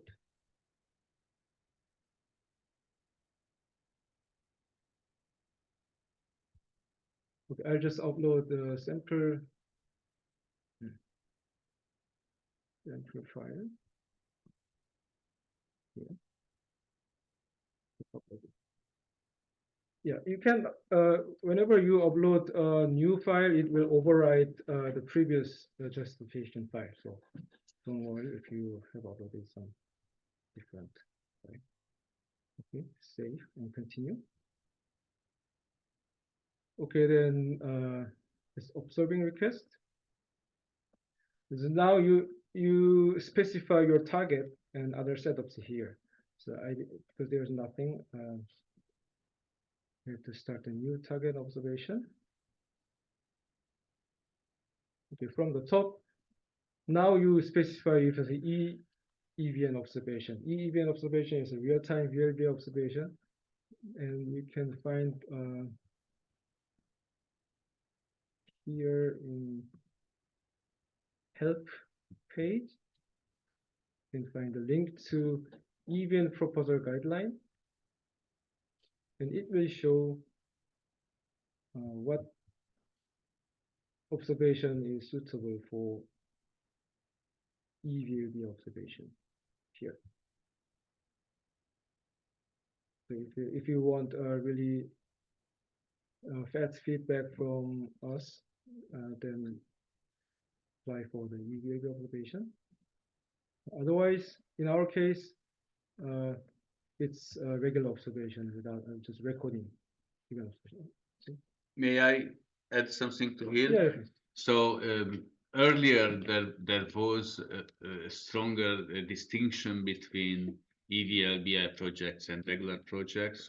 So this is starting to disappear by now. So actually, when somebody is proposing observations, we can decide to enter it either the EVLBI run or the regular run based on available slots, and if the data rates are sufficient and enough that what EVLBI can provide. So for just regular projects, there is no need to think too much about whether if someone indicates that it is eligible for scheduling in any of these sessions, then the scheduling chances are higher actually. Okay. Yes. If you really want this EVN observation, then you have to specify in the justification. Okay, the wavelength requested, as we have seen in the plan ops, that will be 21 centimeter with global network standard band. And we are also interested in spectral line observation in this proposal. We will specify a special frequency that is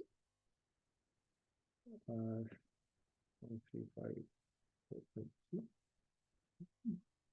megahertz, which is the H1 absorption considering the redshift to this 36293 source. Okay, the network, as we already know, it's of course EVN and Emalin in this case. So if you want to add Emalin in this proposal, you have to describe why do you want Emalin in this proposal. So in this case, our source have more than 100 millisecond structure that we need short spacing, short baselines to see all this structure. So we say like this, our source, the structure scale of 100 millisecond. So is crucial to our project. Okay, then we have to write the total time. It is 8 hours. And coverage GST range is, as we see here, 7 to 1700 hours. So we need any 8 hours out of this GST range. So this all should go the same to the emailing.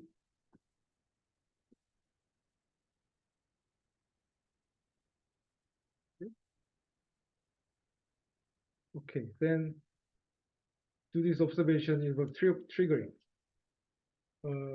In our case, it's no, but if it's like need a triggering criteria, like for example, some special events and followable observation, you need to specify here. Or does any part of the observation requires out of session observation? Out of session observation is when the part of your observation is out of 3 regular observation session or 10 EVN session, then it is out of session observation. Yeah, this can be the reason can be anything. You can specify here. In our case, is no. And preferred VLBI session range of dates for scheduling and why. Yeah, some might prefer some dry winter season when it's high frequency for better observing result. If we have something like that, then just specify here. And also, if there's dates which are not acceptable, also specify here. So we don't have that. Okay, then recording format. By clicking this edit recording format, you can select it.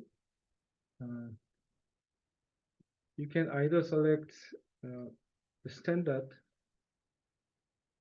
setting, which is in our case 1 gigabit per second, specified here from the planops. Or you can specify different setups, but we advise you to the standard setups, which are well tested for a long time. Okay. That recording is okay. Is it multi-epoch observation? If yes, you propose like 3 epochs separated by 2 months or so. So this one we don't use them. And processor information. So we are interested in continuum emission and also line emission. So our data should be correlated twice, one for continuum and one for line. With this correlated test, we have 2. And choose processor. This is where you want your data to be correlated. Most of the time it's Jive, and you have other options like Bonn in Max Planck Institute for radio astronomy, or NRAO in Socorro, or even other places. Yeah, this should be very special case if you want your data to be correlated in somewhere else. It's also there is guide to it in this help page.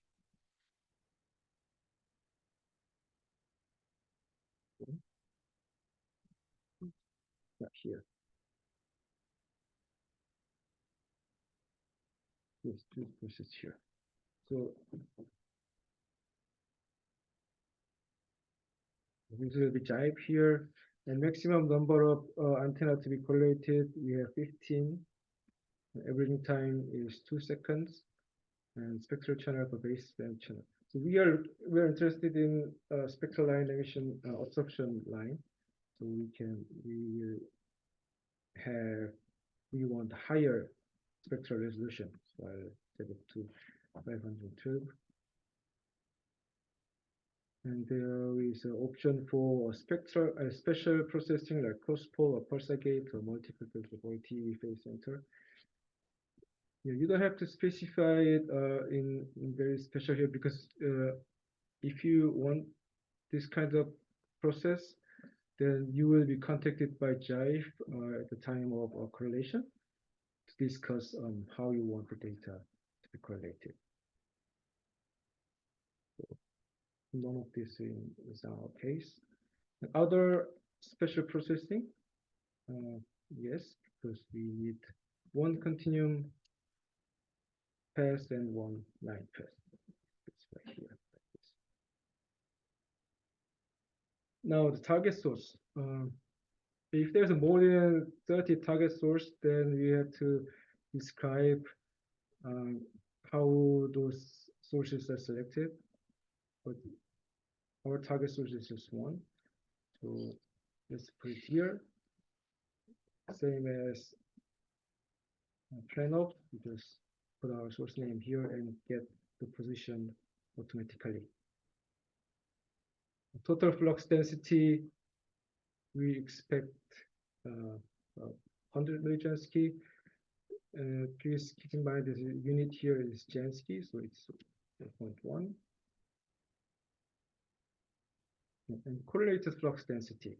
We will specify here the strength of the line source here, which is about 10 millijansky. And we want peak to RMS ratio about 100. And as we saw in the plan, our field of view is 5. And not all these numbers don't have to be super accurate at this point. So we just use the numbers from the planops. So when it's done, let's click add to the list of sources, and it will pop up here like this. You can always edit this, copy or delete. Okay, next, phase reference source. So if our target is not bright enough, this advice to do the phase referencing technique that you select phase referencing calibrator, and we get phase information from that calibrator and apply it to our target. So if I say yes, then we should write our phase reference source. So phase reference source, we want it to be compact, bright, and close to our target. So how to select the phase referencing source? You go to our EVN web page. You go to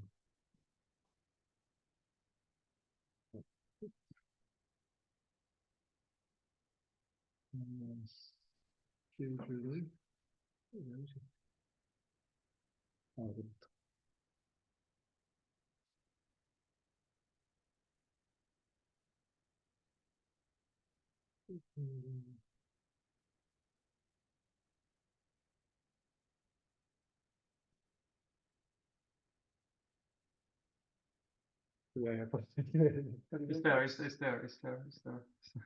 Okay, I remember. Proposal. Yeah, I know the address of it. You go to astrogeo.org, which is this page. Is a big database containing all these VLBI calibrators that are previously observed. If you go to this page, you can find this VLBI calibrator search engine. And then you put your target position here. here in this format.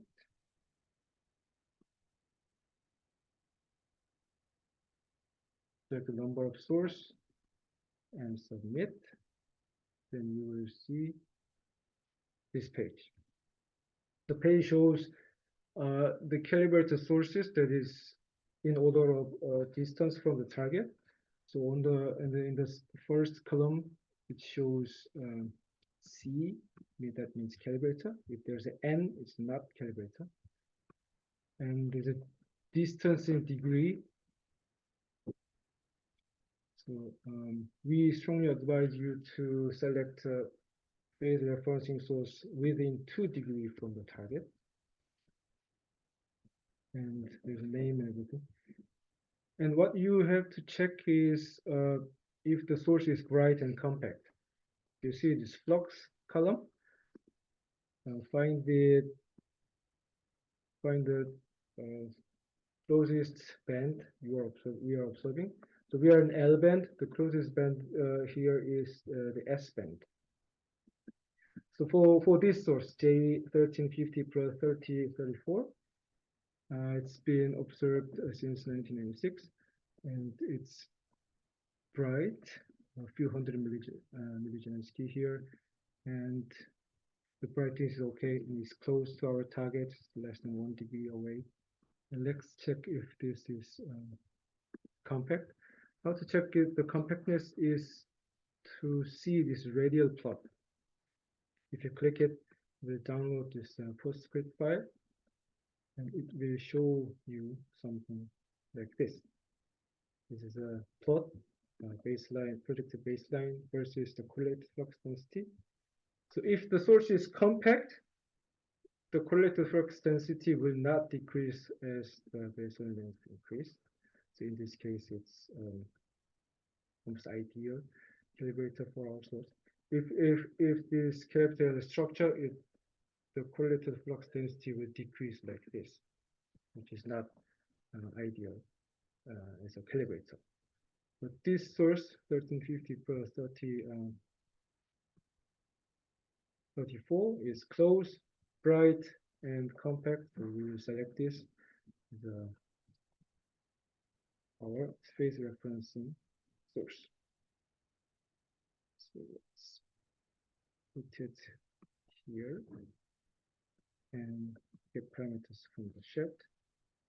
Then we'll automatically get this position. And the correlated flux density is, as seen here, around 300. And it's 4.92 degrees away from our target. At this source like this. Okay, we are all set.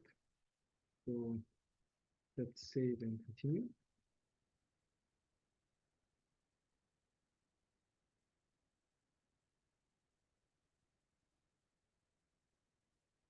You can see the target.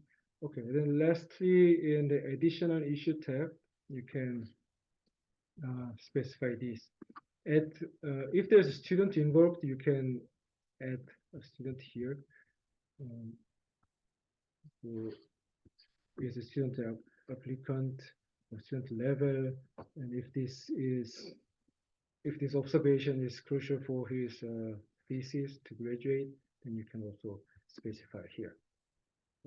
But yeah, I want to ask Zsolt if this really affects. Which one? So I was Involving a student, does it help? Okay, so how does it help? So, of course, the program committee understands when students are part of the proposal, if the data is required for their thesis, then we are, really trying our best to accept the proposal and implement the observations. But it doesn't mean that just about any proposal would be accepted if there is a student. But if the proposal is good, well, sometimes you are considering, well, okay, this proposal should have been written better. Maybe if they have a better grade, then they have better chances of observation, and then sometimes we ask for a resubmission. but then we think twice if we see that there's a student there, because then, okay, maybe for the student it is better if they can get the data earlier. So it can help, but it will not automatically guarantee approval. Okay. Yeah. Next. So is this a resubmitted proposal? If yes, when means it's been rejected before, then you say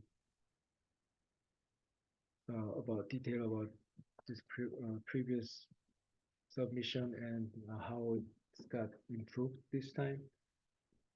In our case, no.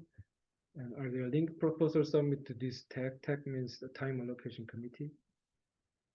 So if you have another proposal in the same session, then you will have to say it in this detail. And if there's another proposal to other tag, that means if you're observing send a proposal to other wavelength or other array, there's a link to this proposal, then you can say it here. Like you have an optical observation. And are there relevant previous allocations? If yes, you say with preferably with the observation code or the paper that was published. I say it here. And additional remarks can be anything you want to say in this proposal. In our case, I will put like this. Okay.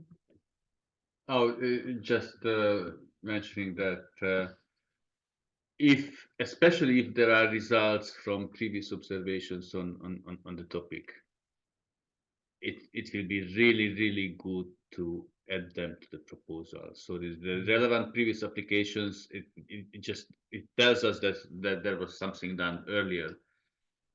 But if there are significant results from those observations already, it is important to include them in the proposal, because it's for us to understand, how things are going and if results are produced, because it's really important for the EVN that all these results are published in a timely manner.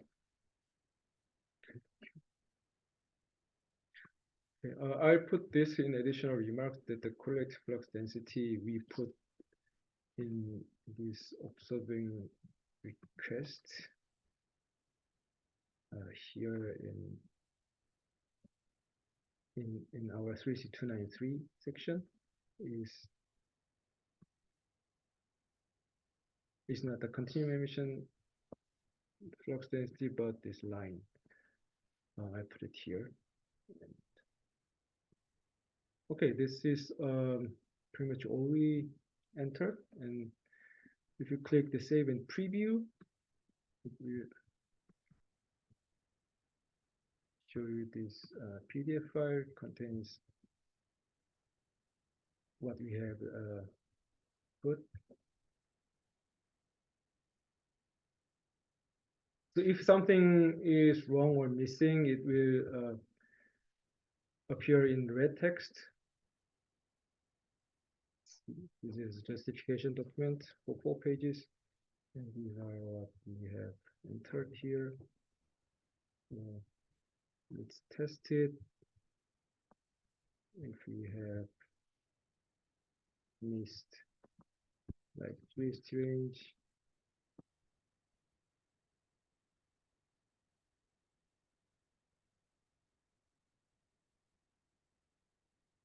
yeah, then it will appear like this. This is empty. So that we can go back and edit and fix it. So once we are ready to submit, so everything looks okay, then you can click or save and submit. Because it's an empty thing, we cannot submit. So okay, let's edit it.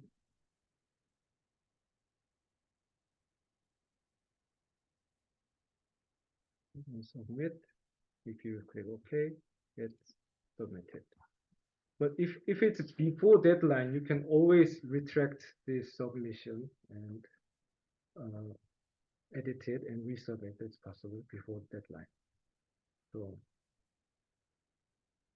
don't worry about this thing. You can just retract like this and then edit it again. So I think this is it for the proposal submitting with our North Star tool. So if there's any question, we'll be happy to answer.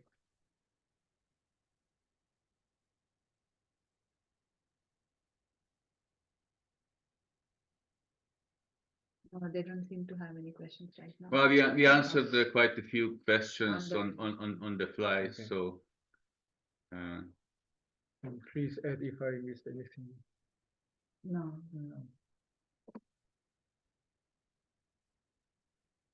If someone wants to have some questions or discuss. There is one You question. can also raise your hand and. There is a question. Do you have some advice or tips for those who want to participate on Astron Jive School? The organizers are so selective. So selective, the summer I program. think this is the Astron Jive summer school, summer program. Well, the organizers unfortunately have to be very selective because each year there are more than 200 applicants. And there is, well, only a place for only a few people, unfortunately. So we cannot do much about this, but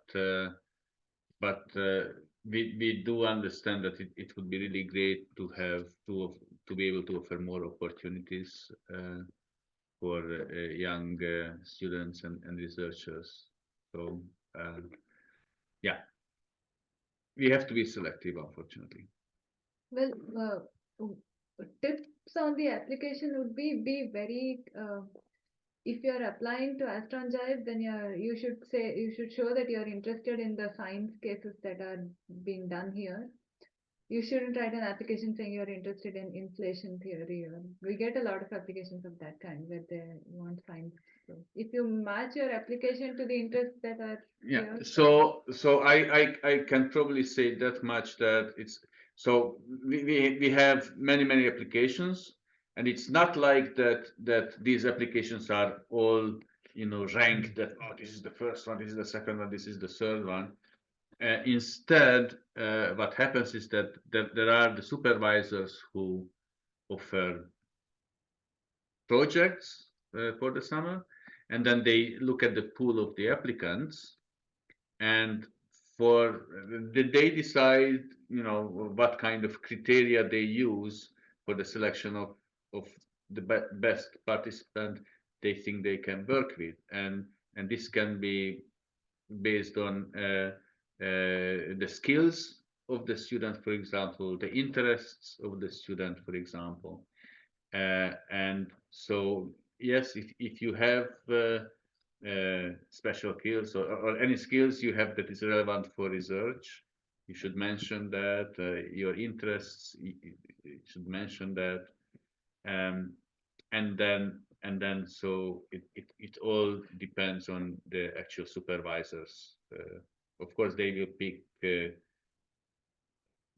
good students, but what is good, you know, it depends from person to person.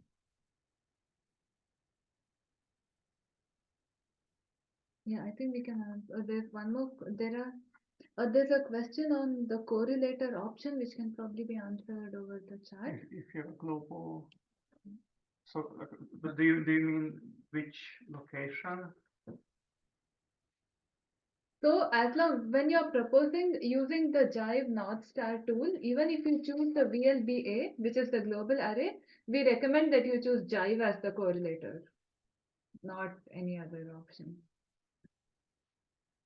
Especially because then we can provide more support on that of all the levels. Yeah, That's what you will have if you use another correlator in that sense. yeah. So primarily Always we try. provide support for Exactly. projects that are correlated yeah, here, that's because right. this is what. And if you select Yes, something else, control. then you know what you're doing for it. So Yeah. probably. So.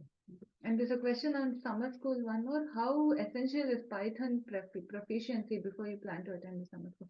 Actually, it's not the summer school. It is a summer summer student program where students come and do an internship here. And any research skill that's relevant, as Zod said, it depends on the supervisors because they pick the students. But any skill in terms of research, like programming, or having done some radio astronomy, some experience, all that is a plus. There is no recommended level as such. You should be able to write a few programs if that's needed for the project. So what I can say about, like, when I was getting involved in this supervisor, especially those times, programming was not necessarily at all. It is changing a little bit now, because if you think about CASA, for example, if you want to use CASA for data reduction, it's much easier to learn and understand if someone already has some Python experience, right? So, yeah, some Python experience is good, but it's not. Again, it's not necessarily something that we will require for the application. And even for data reduction, you will, if you use CASA, for example, you will be using Python, but at the really high user level. So in any case, you don't need anymore to really program anything to analyze the data. Normally, you don't need to be a programmer. Yeah. So yeah. Like guys, I've been doing astronomy for more than 10 years and I don't know how to program. So it's not an essential skill, but it's good to have. Not try to program hello world. I can, yeah, but like not like that. Not a program. Are we breaking out? Yeah, if there are not more follow-up questions, we can stop here for the morning session. Then, oh yeah, actually, yes. Let me insert that, and I will keep that one link. So did we say we are ready? What time are we meeting that? Yes. So we will, resume at around 2 hours at 2:30 European summertime or 12:30 UTC. So depends on your time zone, get the correct time, and then have a break in between. Meanwhile, if you have questions or so, you can always type them in Mattermost.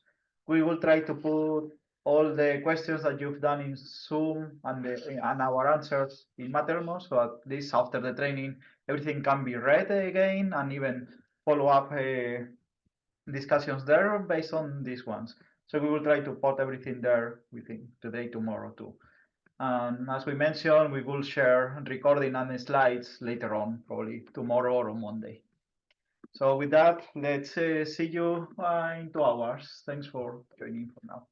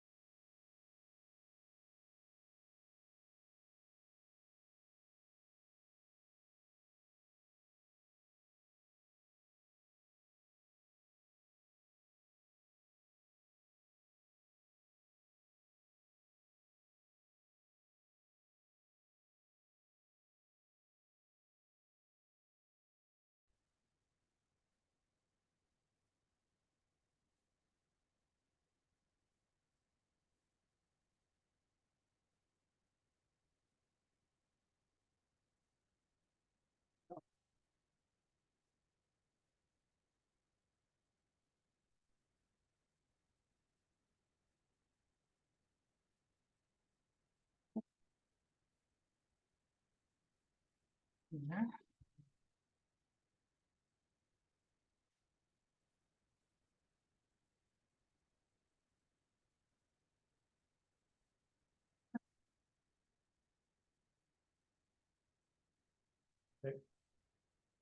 Yes.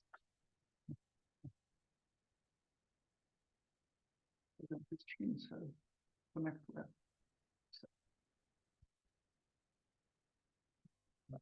Fun. You ready? I will start anyways, and then Okay. we'll do the questions first. Yeah.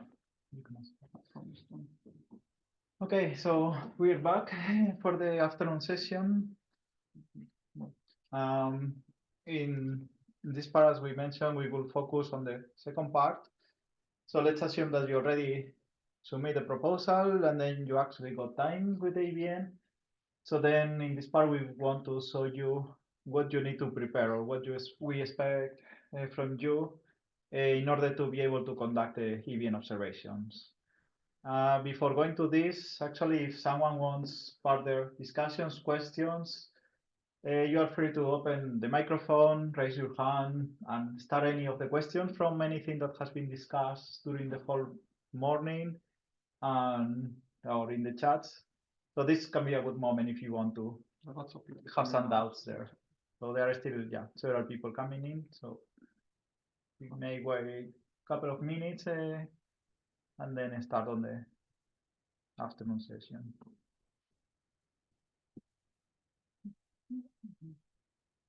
Meanwhile, we've been putting all the questions and answers in the Mattermost channels. We are still halfway, but then we will start to keep all the information there. And if you have some add-on and following questions, just do it there too if you want.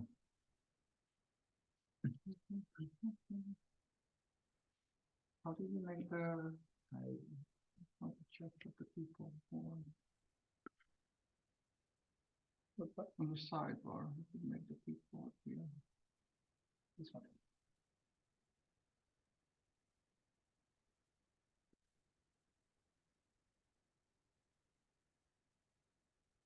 Okay, so The chat. Using the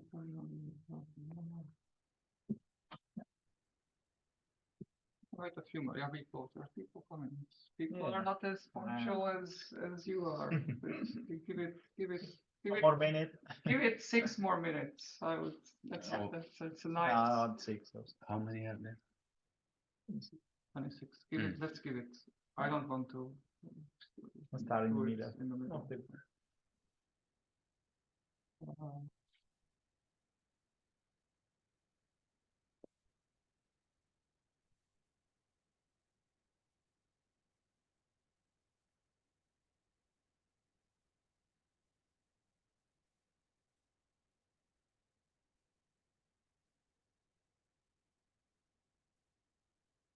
How did you put in like This one. Is this all? not that one? No, it's this one. No, the people. Yeah, the this one. list of people. This one. No. Like the participants with a list of participants, and then you can see if somebody's in the waiting room. Participant. Yeah.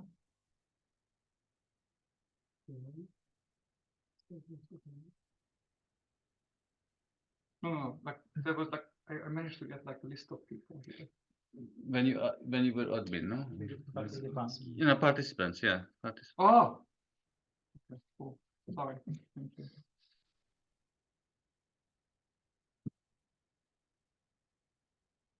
Circle is my special. Oh, I'm co-host. Yes. I predicted Circle. Okay, you see So, people are still coming. Yeah. You are too late. We started exactly. I think you can start, Gabor, Yeah. actually. I want Oh, to yes. more. No. Yeah. So in this, Questions. Somebody else. there are no has questions. No.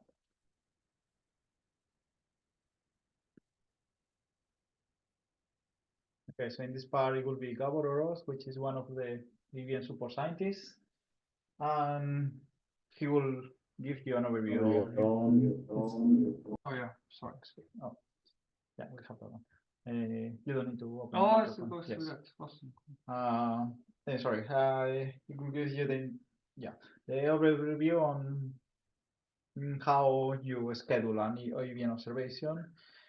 So in general, once you get approved a proposal for the EVN, you will first hear from the EVN scheduler, and then he will give you a tentative observing time slot in one of the EVN sessions. So from that, you can check that you can actually observe the target as expected. And then from there, he will guide you on the schedule files that are expected to be produced for be able to arrange all the antennas and observe with the EVN. So I will give pass to Gabor, and then he can start. Okay, admit. Yeah. Hi, everybody. It'll take me a few minutes to share my screen. I haven't done this in such a screen. Screen one, probably. No, because I have like screen one. Yeah, and like this. Screen one and. Sorry, guys. I have a very messy setup, and then I want this one. If it's a desktop, you can switch also. Yeah, I just want this to check. Okay, cool. Okay, okay. You see. Yeah. So you should see. We see a black screen. Not this. We see everything. Yeah. Yes. EVN training. Nice. Yeah. Cool. Oh, it's super laggy. Okay. Hi, everybody. Before we start.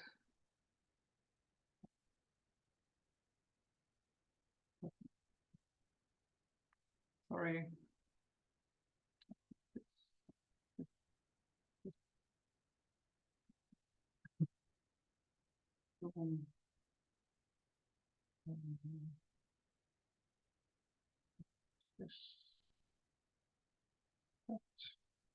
Cool.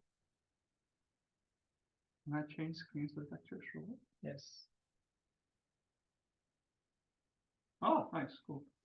So yeah, so before I start, like, can people hear me? Just react something. Somebody react something if you can hear me. Or if I speak too loud, or Yes, they can. No, it's good. It's good. Yeah, thank you. awesome, Paul. Thank you very much. You never know. So we left off before lunch that you have we submitted a proposal, we calculated how much time we need, and let's say 2 months later we get an email that it was approved. So so if it actually gets allocated time, then it will be scheduled into one of the sessions, session 1, 2, 3. For this one, we are doing like a mock schedule for the upcoming session 2 in May. So around this time, you would receive an email from the scheduler of the EVN, which would describe you in a block schedule format, like how much time you were allocated and which telescopes you can use. And that looks like something. So you will receive the actual line, the code in an email. But if you go on the EVN website, which is evlbi.org, which is here, and then you go to the block schedule and you see the last EVN session schedule. This is the session 1 of this year, so February. This is already like in the past, but you will get something like this, let's say EB103A, this line here. You will see that it will list your experiment code, which is E stands for EVN. If you are allocated a global observation, it will start with a G. Global is, as we discussed, it's EVN plus VLBA plus additional telescopes that you might have proposed for. And then it will list all the other telescopes that were allocated for you. They might not be the same telescopes as you asked for because there are lots of constraints in the EVN, lots of telescopes. Some might have a maintenance which were not known months before, or who knows, but best effort basis, we try to get the same one. And then when you receive the email from the scheduler, he will always ask you to double check whether are these telescopes good enough for you? Is this time range good enough for you? And you can always, lots of people blindly reply that it's good for them, but you should go to PlanOps, what Benito showed you in the morning, and see if it's still good enough for your science.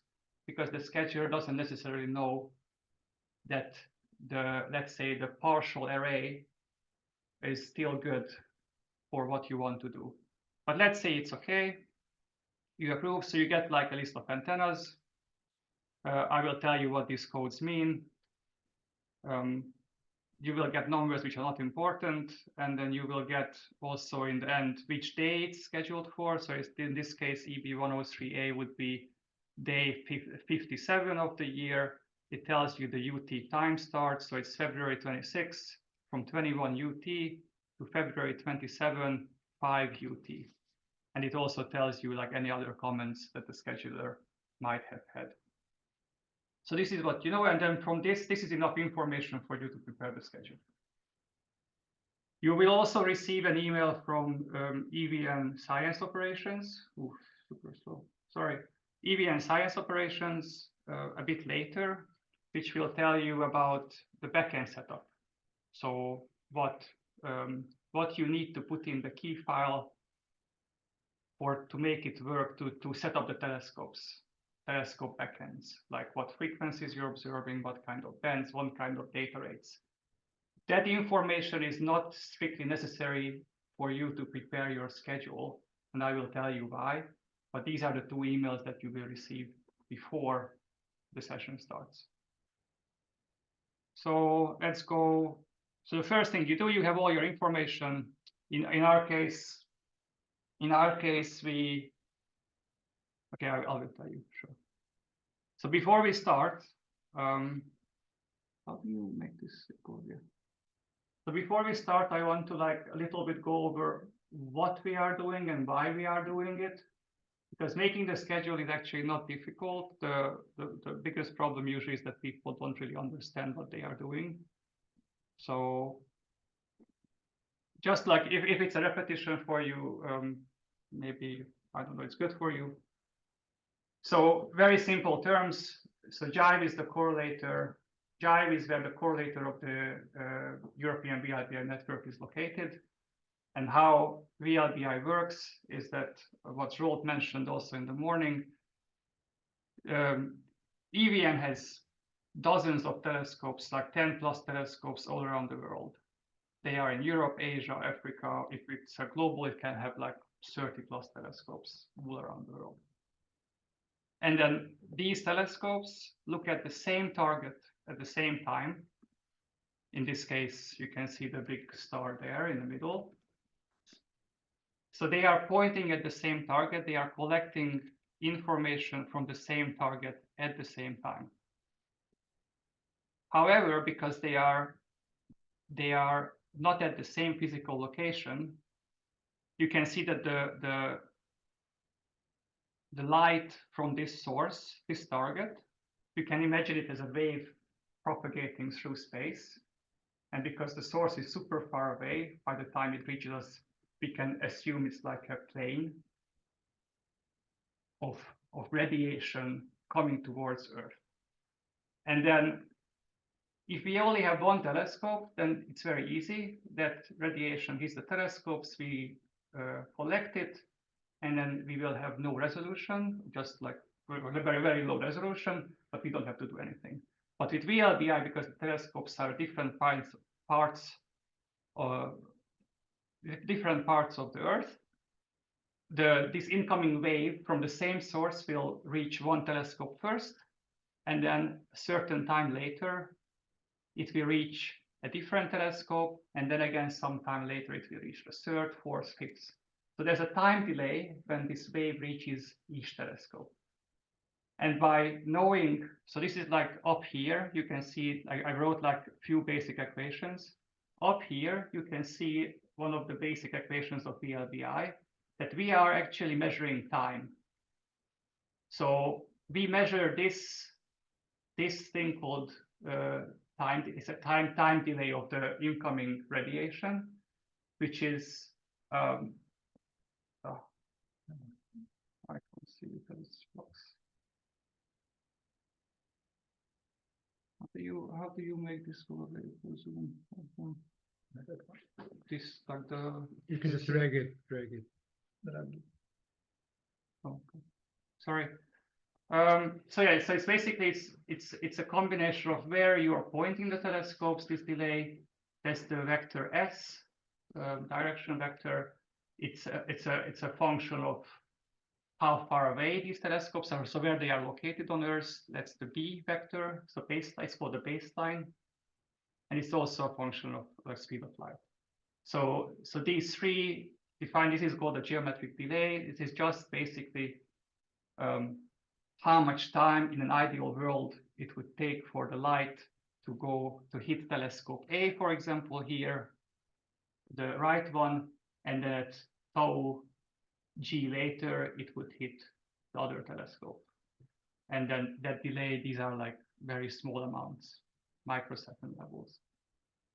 And then what we are, and then this changes over time. So this is a function of time. So as the Earth rotates, the target goes.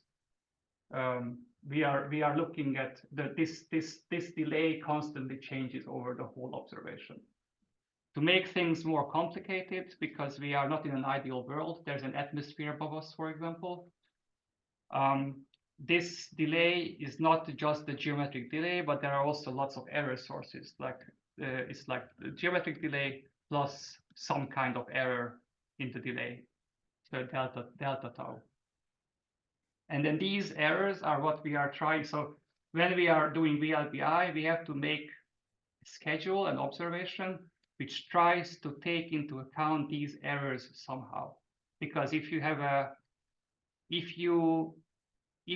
bad observation, bad schedule, bad setup, how you observe your sources, you cannot do anything later.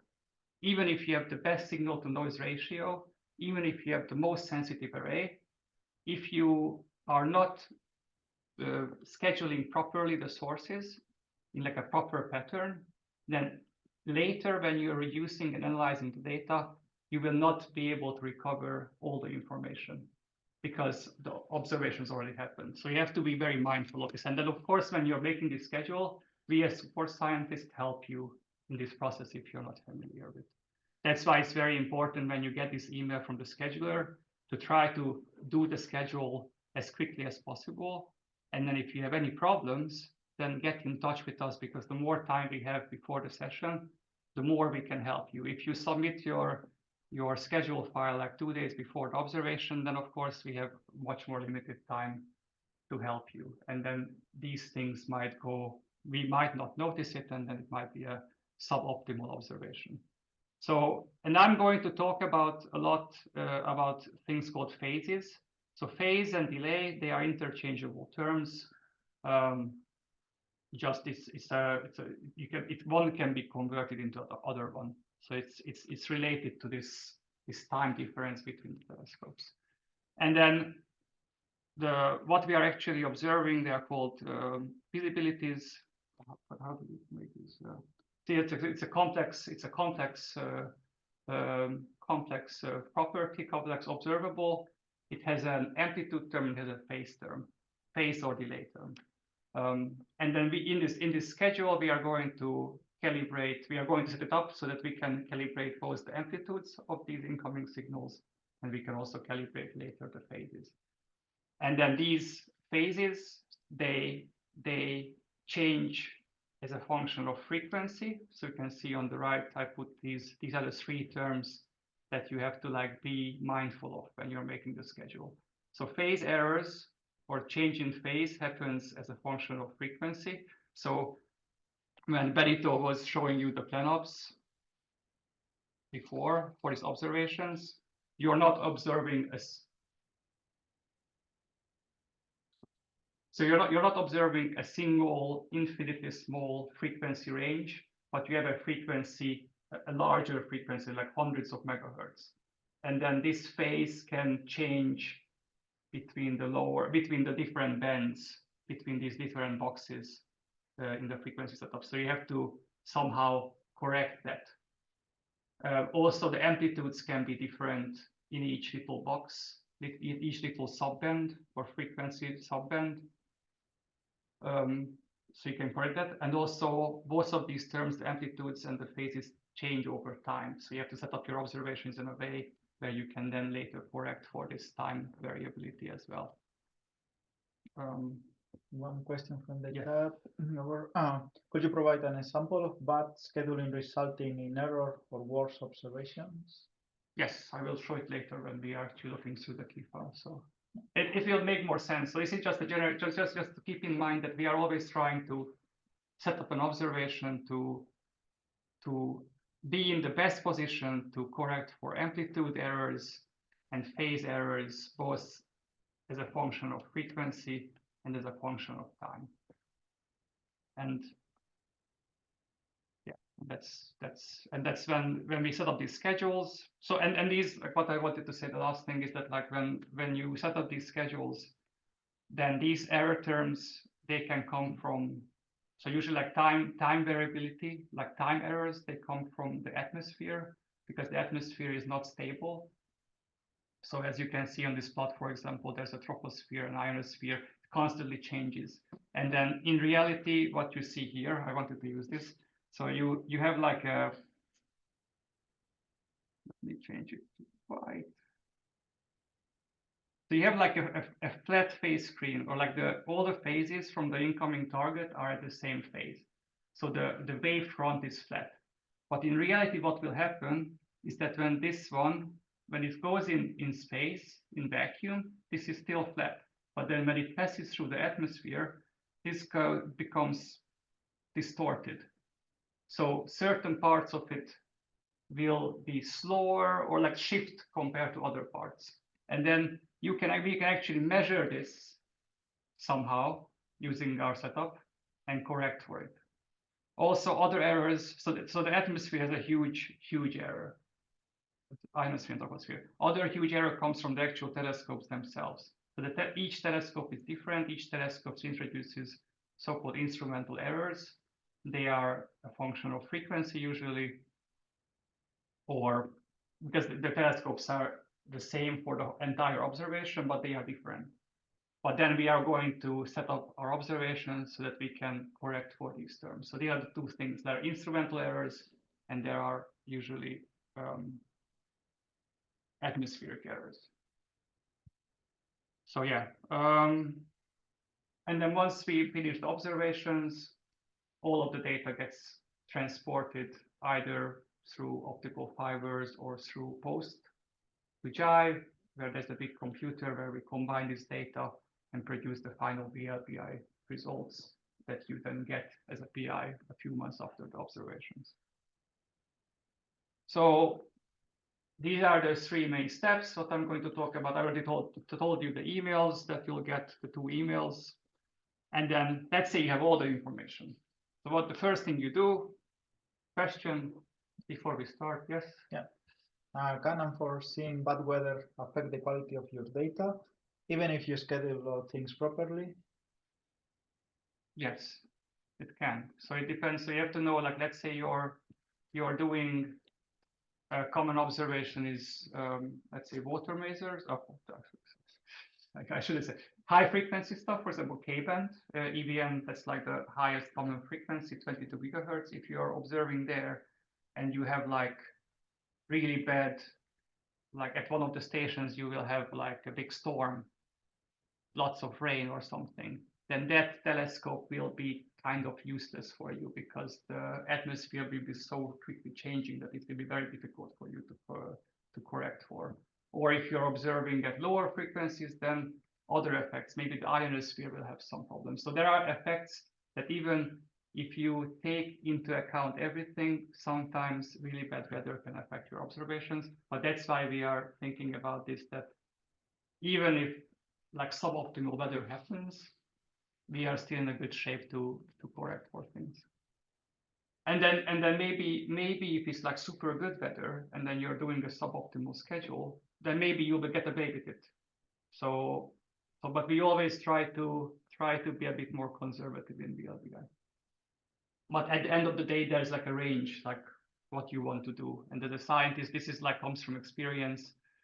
what you're actually doing. I'm just going to show you a very simple skeleton, and then all these edge cases, or like if you have like you're worried about like, should I do this, should I do that? That's why we are here for. So when you have an observation, you just write us an email or write us on Mattermost, and then we will help you to answer these.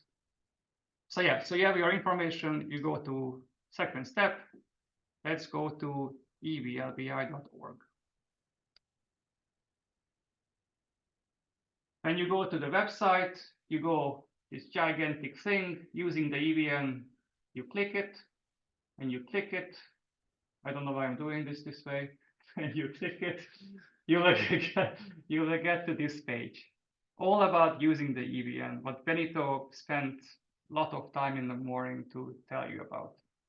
Then you go down, and then you will have here, admit, prepare your observing schedule.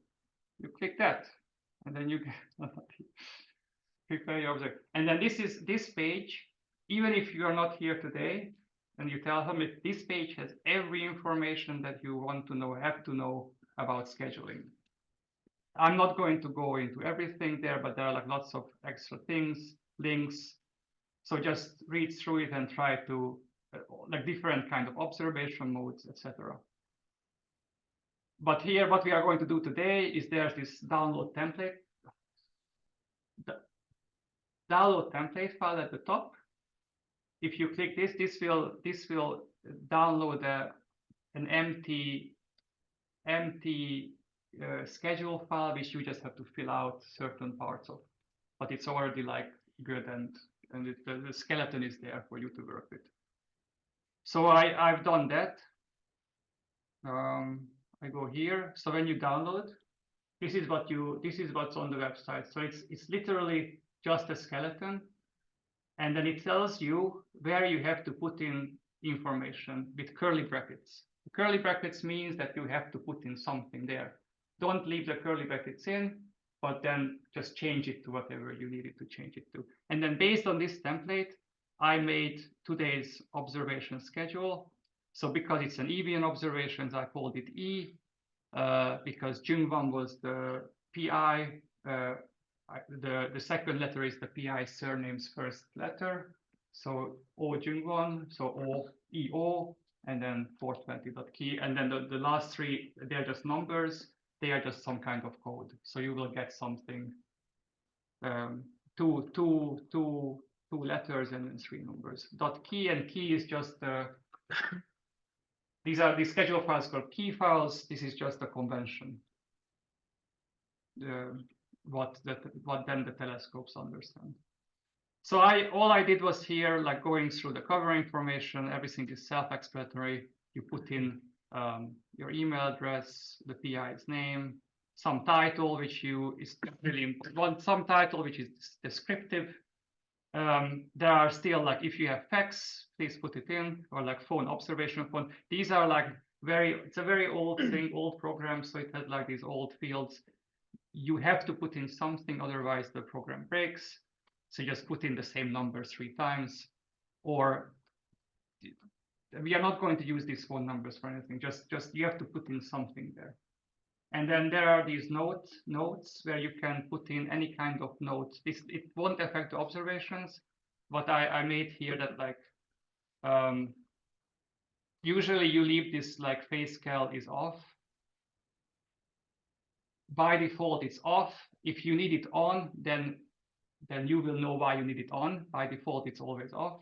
But also, like if you're doing any kind of special thing that you think is important for us to notice, because this information, what you put here, will be at the top of the produced file, so we will see it more readily. Just put it here. Anything you can put here in these notes. If you want to put in more notes, then there's this cover letter section where you can put in whatever you think is important for us to be able to do these observations. If you don't need the cover letter section, just delete it. It's optional.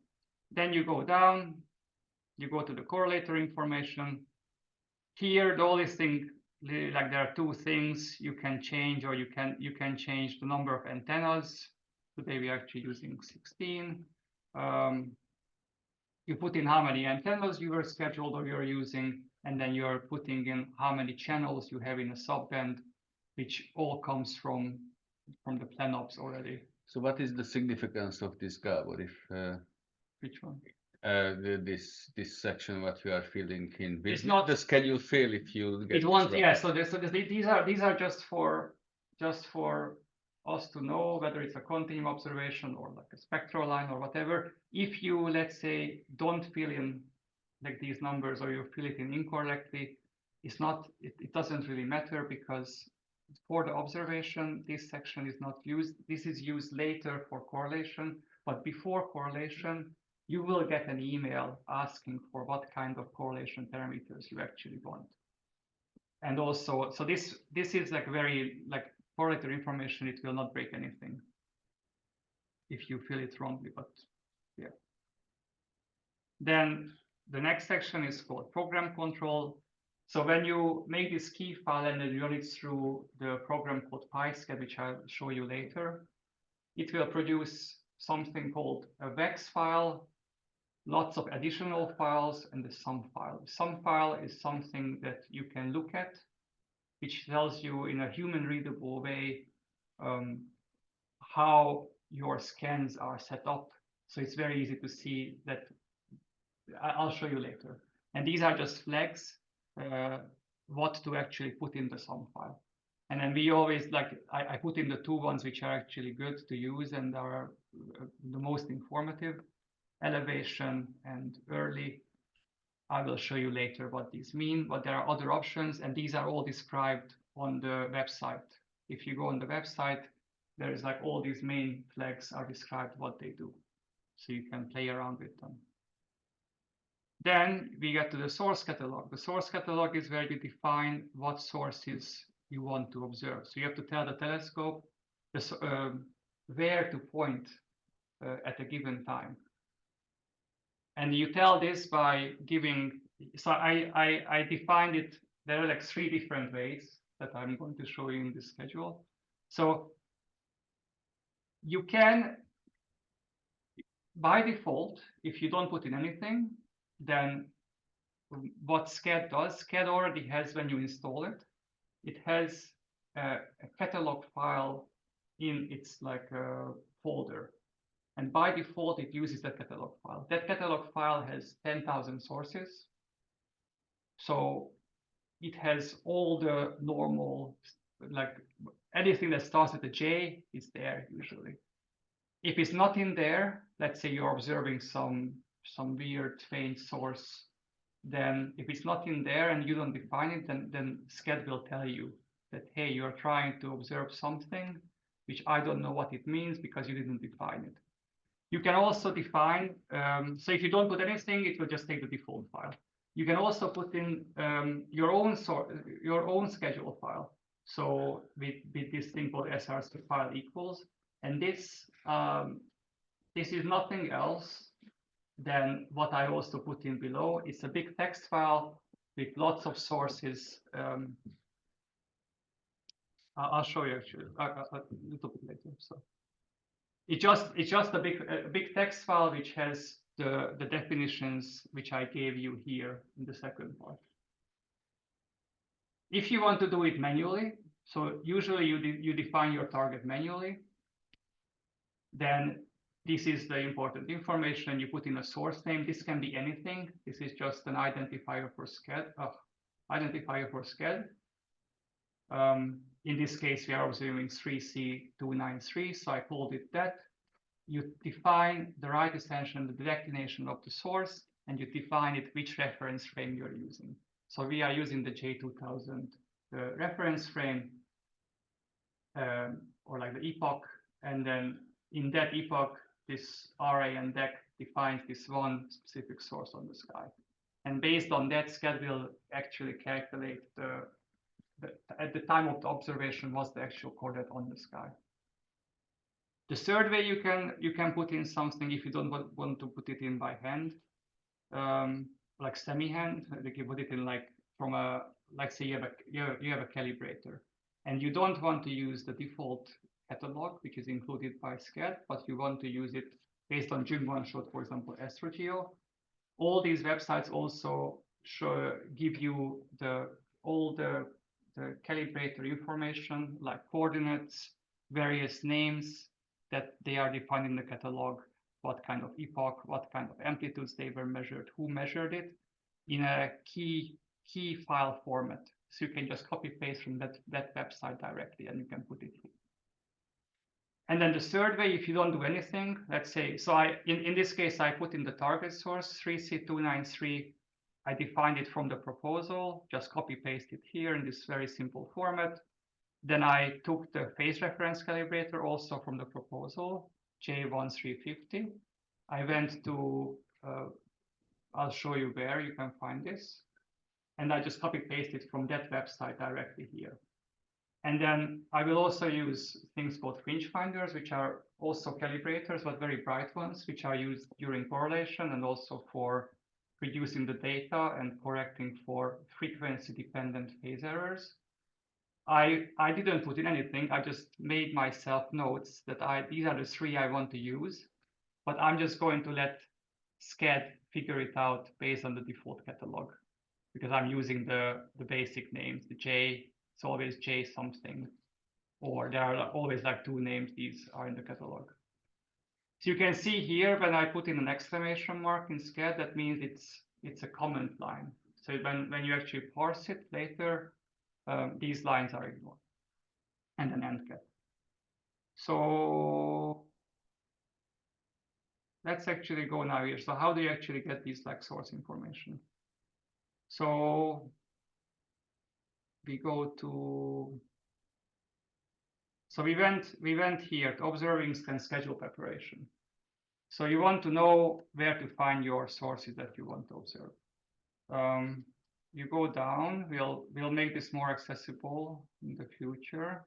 I have to find it. You go to, What are you looking for? just So source catalog was there. catalogs. Source catalog was Do there. you see it? Yes, up.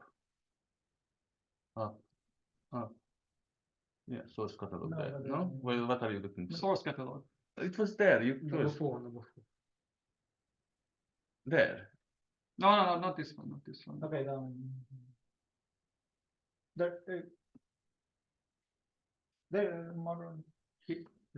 Here, sorry, required calibrated sources. I'm Yeah, looking for. It's very hidden. Sorry, we will change this. So selection of. So if you click this, you will go to the selection of calibrator subpage, which I already have here. And then you will then go down, and then there are all these like awesome websites where you can find all kinds of calibrators. So this is what Jungwon showed you, the SRGO VLBI calibrator search. It's the most extensive, has the most sources. But I'll show you like two different ones. The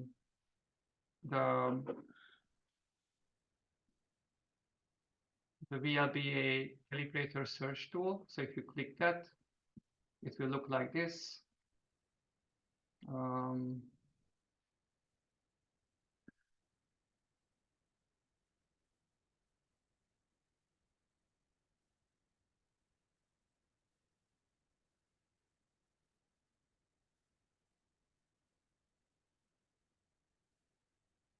Yeah, so if you click that, the VLBI calibrator search tool, the same as SRGO, you get to this VLBI calibrator, like this selection thing. You can put in how to find, for example, your phase reference source. If you want that information, you put in the coordinates of your target, which you know.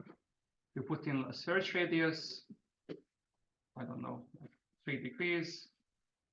How many sources? There's a default value. I'll leave this empty. You can leave this empty, and then sorry.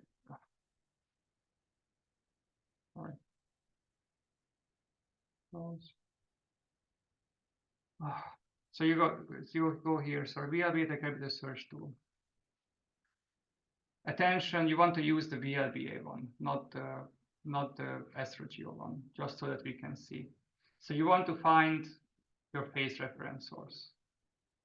Let's say, because you want to put it in a way I put it in, like, which is already predefined in the best possible way, instead of you manually defining it. So you put in your calibrator, so you put in your target coordinates, and you say search. And the phase reference sources are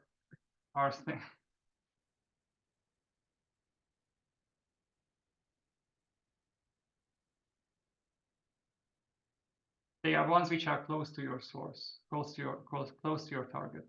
So in this case, I know that my phase reference source was J1350. This one here, you can see that it has like lots of observations in different bands.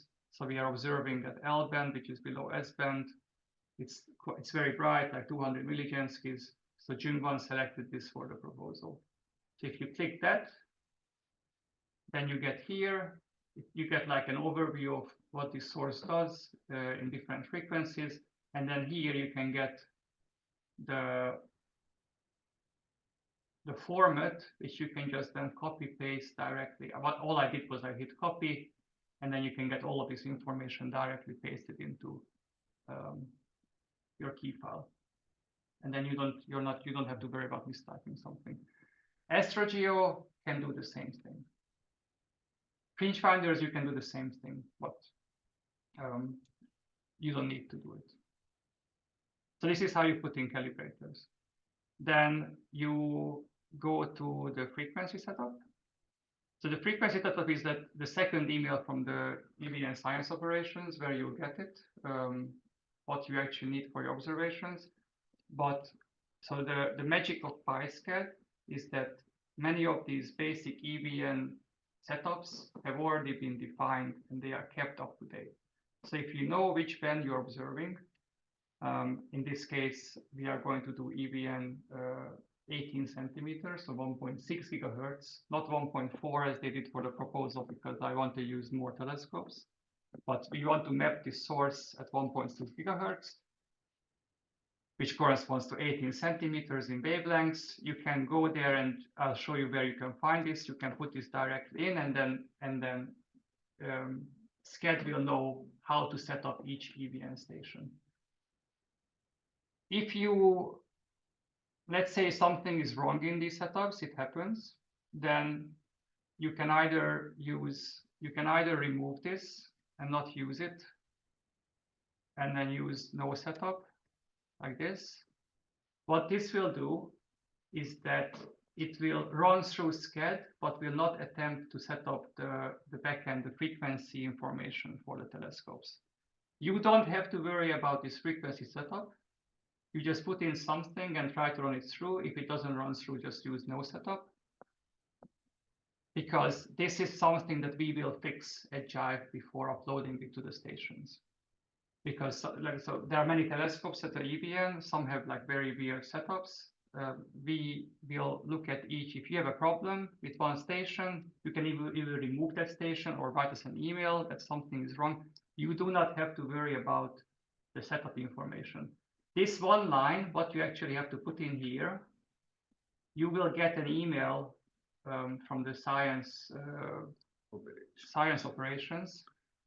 You can figure it out on your own, but you will also get an email with this one line, and they look like, let's say here, this is like a sample email, and it will tell you like what you have to put in with your frequency setup. For which experiment, please use this line. So all you do is copy paste this one line into your observation here. So let's just use that. This is very common setup. If you have something weird, don't worry, we will be in touch before you schedule. And then finally, the important part which we cannot do for you is the scans. So in the template key file, you see that there are several options you can do, like simple observations or phase referencing, spectral observations. What I'm going to show you today is just a very simple phase referencing continuum observation to map this source. So what does phase referencing mean? Phase referencing means that when we were looking at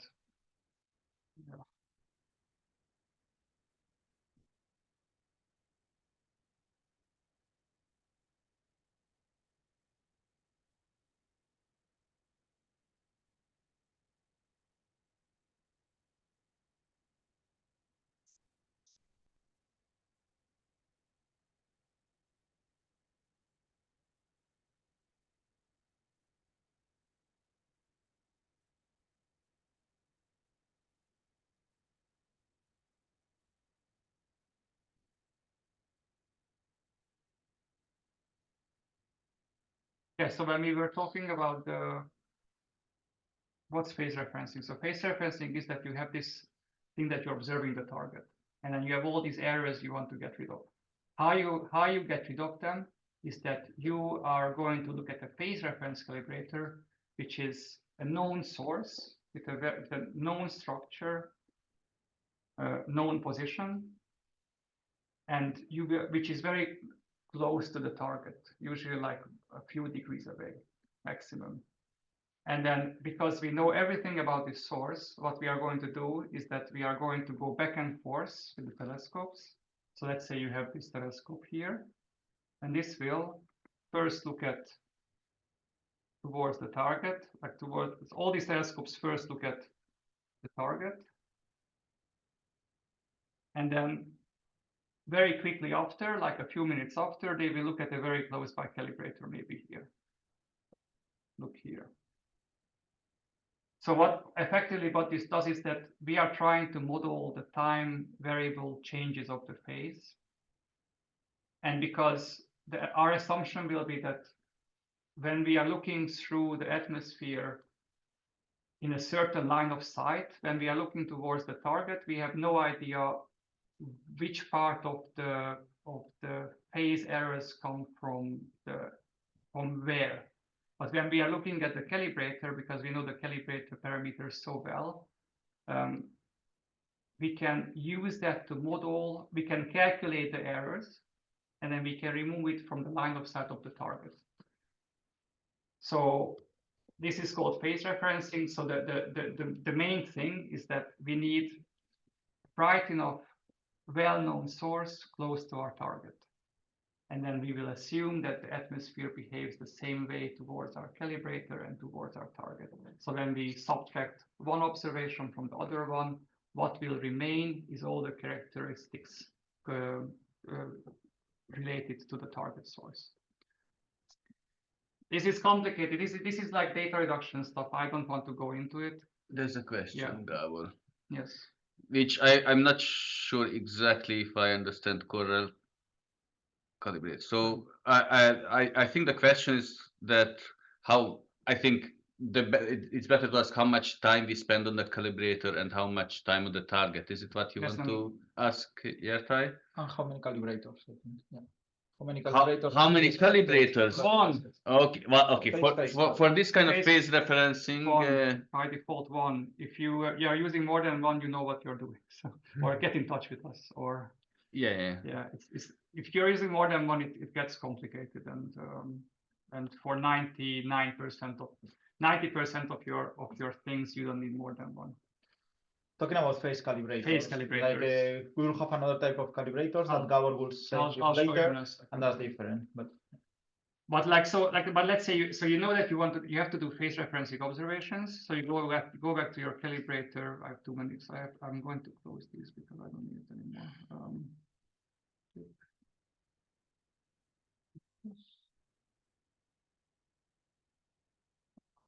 So you go back to the selection of calibrator subpage. It tells you like what are the recommended for switching cycles. So what we are essentially doing is we are nodding the telescopes quickly between a calibrator source, which is very well known, and the target source, which we know nothing about.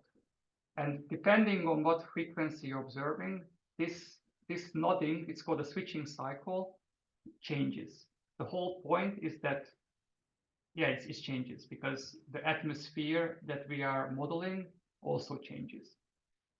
At higher frequencies, you have to nod the telescopes quicker. At lower frequencies, you can nod them slower. So we are doing L-band observations at 18 centimeters. The recommended switching time is 4 to 6 minutes. So it depends on how conservative you want to be. So if you are basically the quicker, so it's difficult to say what you should use because if you're so if you're switching quicker, it will mean that you will have less on-source time. So maybe you will not have enough time on your target to actually map it. But if you're switching quicker, then you can better follow how the atmosphere changes over time. Because every time, basically, you will get like, let's say your if it changes in 4 minutes, like it changes in like a few minutes, like every time you do like a switching and you observe your calibrator, you will get an idea how the atmosphere behaves. And then you will use these solutions for the calibrator times to apply to your target. So the finer you sample in time your calibrator, the better your calibration will be, but the less time you will have on your target. Of course, if you're opting for a longer switching cycle, then you will have more time on your target. But if you have really bad weather, then you might have a suboptimal calibration in the end. So there are trade-offs. So because 4 and 6, I will go with 5 minutes so that there is no answer to this question for my schedule. And then also, yeah, that's the main important thing from here. So I know that I want to do a 5-minute switching cycle. Yeah, I put it here. So this is all the information that I have. So I have the when I'm observing. So it's May 21st. I know the time range from 16 to 24 UT. This comes from the scheduling. I know it's in L-band, so I know that it has to use a 5-minute switching cycle. I know that from the proposal, I want at least 4.8 hours on the source to meet my RMS, my sensitivity criteria. That requires at least 60% on source time. I know this. This is my parameters that I have to use. And I know what kind of backend I'm going to use. I'm going to use 4 times 32 megahertz little frequency windows, 1 gigabit per second rewarding. So that tells me how much data I'm actually collecting every second. So I know this. Based on these, in the PlanOps, you could calculate an RMS. And we know that like if we use this setup, we need 4.8 hours at least to meet our RMS criteria. I know that I selected this source, J1350, as that will be my phase reference calibrator. It's a very good one, bright one, very close to the source, less than 1 degree away. So the actual time that the telescopes will take to nod between them will be very short. So because it's very simple, I just opted for observing 1 minute on this phase reference calibrator, 3 minutes on average on the target, and there's like a 30-second loop for the slow telescopes to go between the phase reference calibrator and the target. So this one, if you add it up, this is 5 minutes, like one cycle to go through. So out of that, is 3 minutes on source is 60% what I actually need.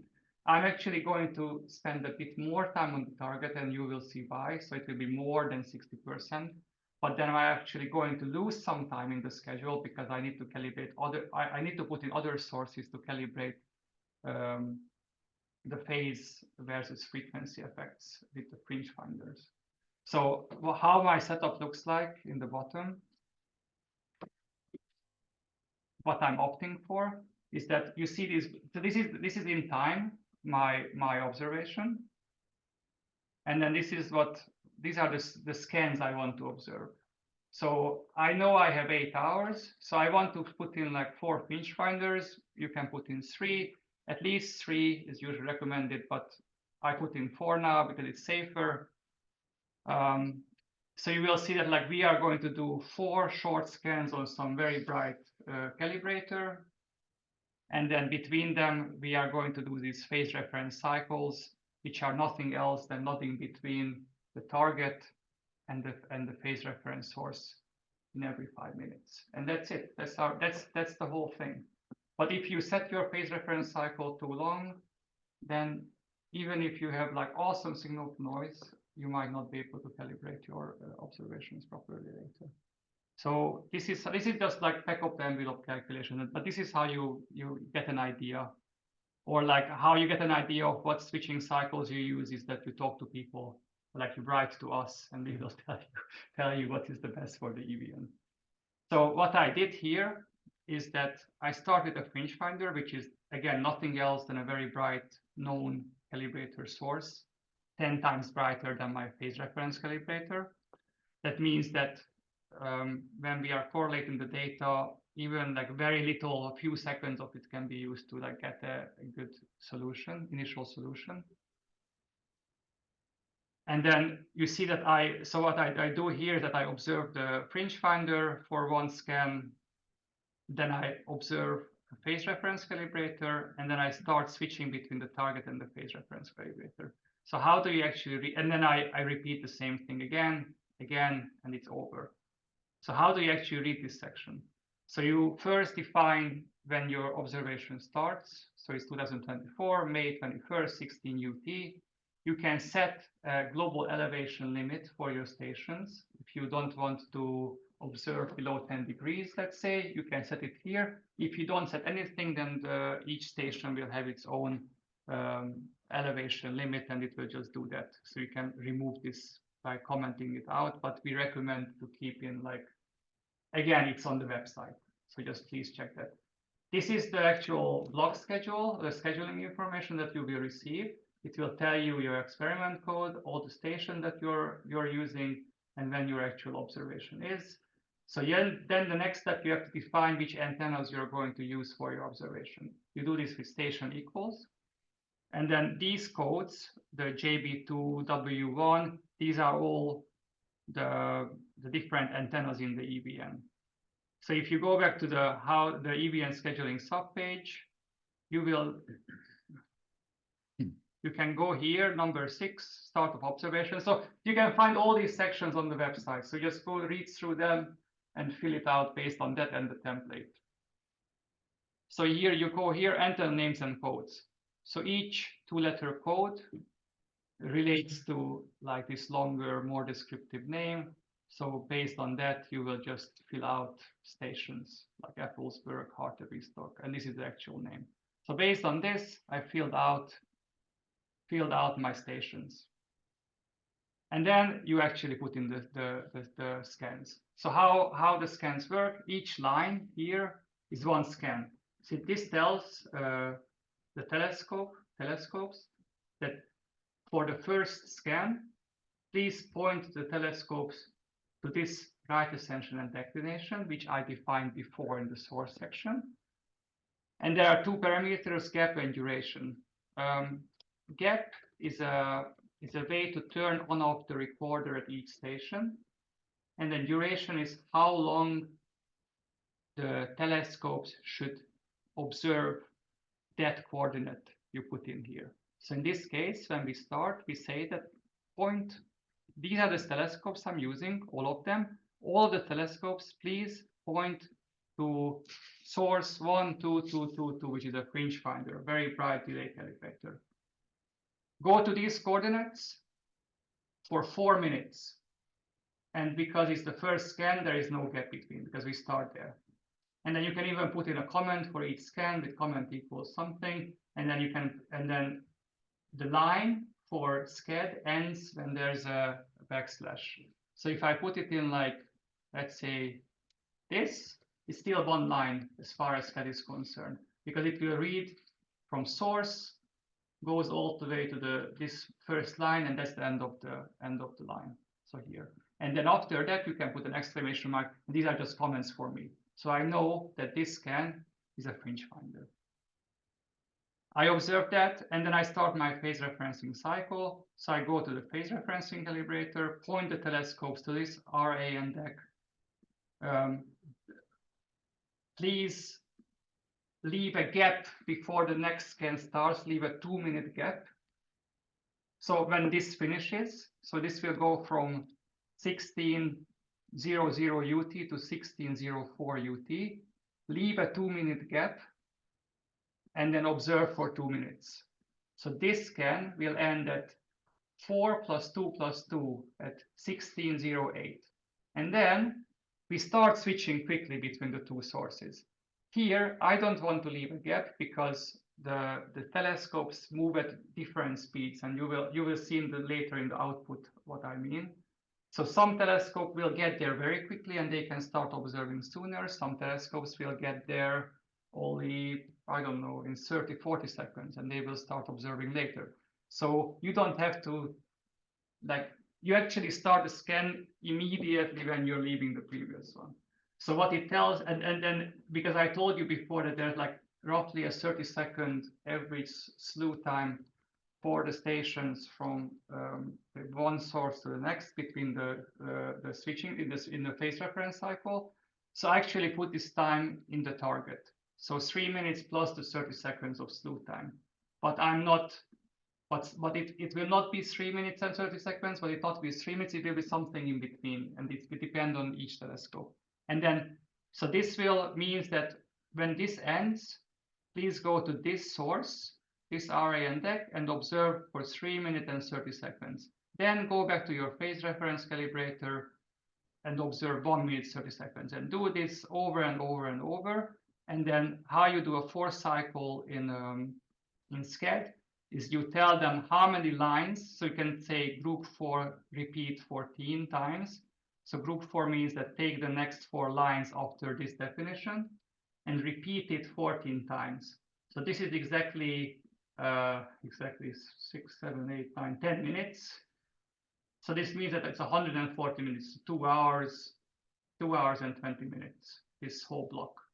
And then after 2 hours and 20 minutes plus this, again, go for a bright fringe finder, which is different now than the first one because the Earth rotated. The first one is not really, maybe not observable by everybody. So I chose one which is observable by everybody. And then repeat again the phase reference cycle, again a fringe finder, again a phase reference cycle, and then you end it here. And that's it. So it's quite simple. And there are like 2 things that you have to care about here. But then basically when you've done this, you're finished your schedule. So now let's try to run it through and see what the output is. And then I'll show you like what to look out for in the output. So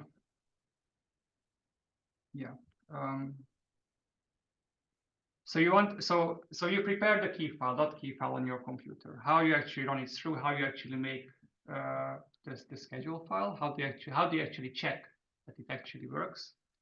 You have to go to the website again and install something called SpiceGet. So how to schedule, table of contents, SpiceGet, the software for scheduling. You go here. We will put this information on the website later, but now you have to go to the GitHub repository through this link directly for the installation guide. But when you go here, it tells you how to install it. So it tells you how to run it. So it's like a good help file, but this one is also on the website. So we recommend, they recommend to install it through Conda. You can also do it through pip. It tells you how to get these, but then basically try to install it through this. If you cannot, then either write us an email or write PySched@jar.eu an email. But like if you leave enough time before an observation, you never used PySched before and you can't install it, just write us an email at usersupport@jar.eu and we will help you install. So once you have PySched installed, you will get on your computer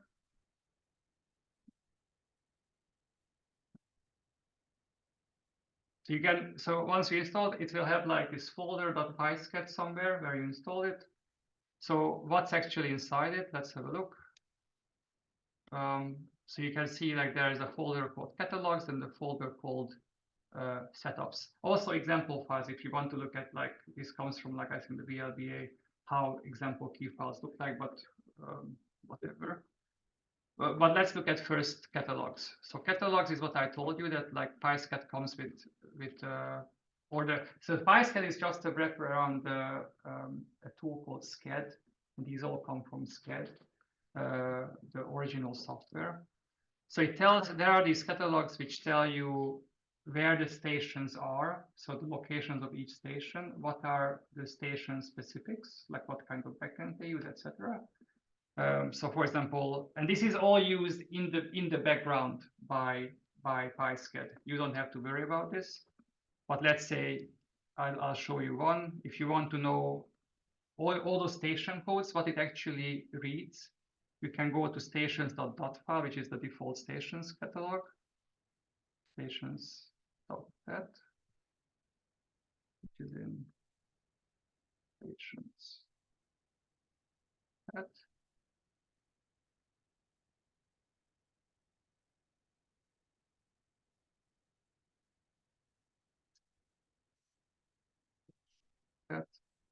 So when you're actually like calling a telescope with some, let's say, Appelsberg.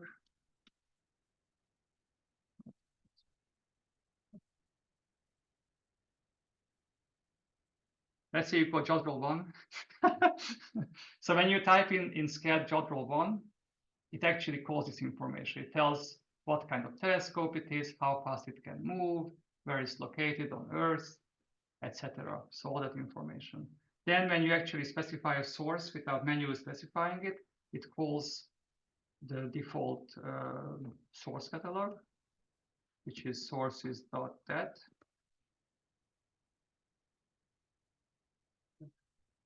No? Source. Oh, whatever.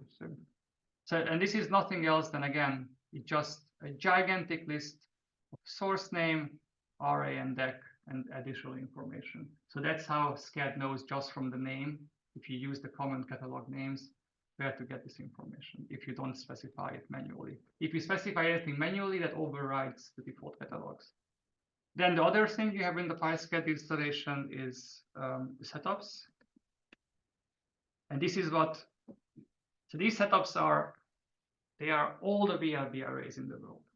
So LBA, VLBA ones are also here, but the ones that we maintain here at Jive are all the EVN setups. So you can see that all the common setups with the EVN start with EVN something, and then the band that you're observing. So we are using now 18 centimeter, and we were scheduled 32 megahertz subbands, little boxes in the PlanOps with a total of 1 gigabit per second data rate. So if you go into this one, let's say, this is what we defined in the frequency setup. Again, it's nothing else than for each telescope, Appelsberg, Westerbork, Jodrell, it tells how to set up the backend digitizer, how to observe, what frequencies to observe, basically. Again, you don't have to worry about this, but this is what happens in the background. And then, so once you install PySCAD, then you can actually run through your key file. And I have it here, I think. Yeah. And then you run PySCAD by doing scad.py. Sorry, if you don't know, you can do a help. It will tell you exactly all the options that you can set. -k, and then you put in the key file, the text file that you made. In this case, it's eo420.key. And then first, before running it through, I want to look at the GUI interface. So this will parse the key file, and will give you this very nice thing. And then you can click around. It's a joy to work your way through this. I can't tell you all the things that there are lots of things here. I'm going to show you two things quickly. So you can, what I use, you can select which source you want to plot. These are all the sources, all the telescopes, what colors, etc., and plot. So I'm plotting here the time versus elevation.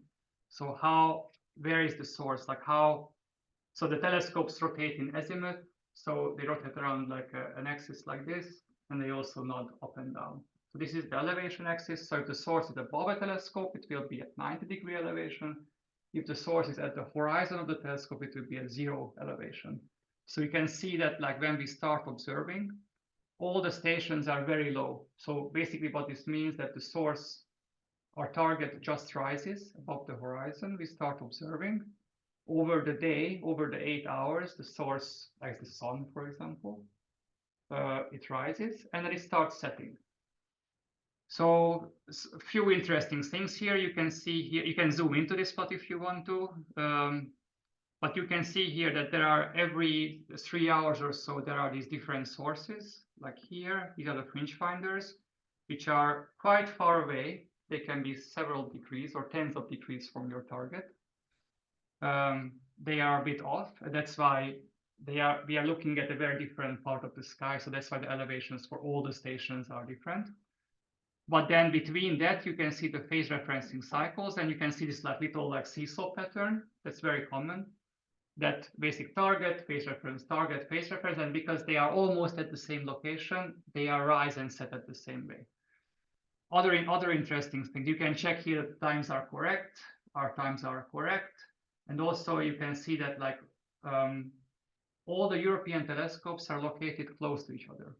So these lines here, where all the bunched up lines which follow the same rise and fall, they are all the stations located in Europe. And because they are close together, relatively speaking, a few hundred to 1,000 kilometers, they see the source at the same way. However, there are 3 very far away telescopes in this observation. The blue one is Tianma in Shanghai. The green one is Urumqi in Western China. And then the brown one is Hartebeestok in South Africa, which is like very down. Same as Europe. That's why the rise and fall follows the same pattern, but because it's in the southern hemisphere, it sees the source at a very low elevation compared to all European telescopes, which see the target at a higher elevation. And because, let's say, China is like 10,000 kilometers, Shanghai is 10,000 kilometers away from us. When the observations start, of course, the source there is already very high up, because it's like, think about time zones. So they are 10 hours ahead of us. So the target is already like setting when in Europe is just rising. So in halfway through the observation, the source actually sets in Shanghai, and then a few hours later it sets in Western China. But in Europe, it's still very high up. And this is very common. It means that you can only use usually these very far away stations until half of your observations. It's fine. This is a characteristic of VLBI. Other thing that is interesting here, you can look at RA and DEC. Oh, I'm not sure. This is like shows you where your sources are on the sky. So you can see here that it loads in by default all the default sources from the SCAD catalog. And these are all the known calibrators by us. It's more than 10,000 sources. That's the green one. But you can see the red ones are your actual targets that you defined, that we defined, that we are actually using in SCAD. So the fringe finders, this one and this one, which are a bit away from each other. You can see it's about 5 degrees from our target. And also the phase reference and target source pair, which are very close to each other on the sky. This is right ascension and declination. So this is something interesting to check. And then you can check uptime, which tells you basically, is your source up or not over time. So you can see here the target source and each telescope. You can see that it's basically up for everybody. And then Tianma in Shanghai sets, Urumqi sets, but all the others can observe it. And then the phase reference follows the same pattern. And then here, what's important is to notice that we need at least 2 scans, what Benito I think mentioned before. It's also on the website when you are going through the checklist and the sections, that we need at least 2 scans, 2 good scans on fringe finders. So that's why I put in at the end 2 sources. You can see here that for the first scan, the fringe finder which I selected is observable by everybody. And then the second one observable by everybody. Third one, because it's quite not super far away from our target, Tianma already dropped out. So Tianma only has 2 scans where we actually observe. And the fourth one, I don't know, 2 others dropped out. We will see which ones. But that's why if something like this happens, you just basically put in a different source. So that's why I showed you that by changing the source, you can again, it doesn't have to be the same source, but for that scan, all the telescopes can observe it. So at least have 2 scans for each telescope with on source, where the telescopes can actually observe those fringe finders. And then once you're happy with this is like just for like a preliminary look. We run through our key file without the plotting function, so that -k and the key file, and it will tell us lots of information which is a bit difficult to read, and it will produce and then what you have to 2 things you have to worry about here is that if you see something called severe warning, it will tell you that something is not good. So try to fix it. And if you go up, it tells you insufficient gaps in your schedule. I will tell you what it means. This error comes from the fact that when you go here, you can see here that it goes gap 0, gap 0, gap 0, and gap 30 seconds here. In the last one, I intentionally left it at 0. So I get this error message. So if I change that, this error message will disappear, and you will see it's on the website described why you need to do this. But I'll show you in the sum file why you need to do this. It's for the amplitude calibration. And another one, it's like this other big error. So these two things, either the gaps are insufficient, or you get this like gigantic too many sources per hour, and it's only at Jodrell 1 telescope. It's a very old one. Again, it's on the website. This is a very specific error for Jodrell 1. We are actually not using Jodrell 1. I just wanted to show you. So by changing it to the other Jodrell telescope, which is a different telescope at Jodrell in the UK, this error will go away. So if I read on it,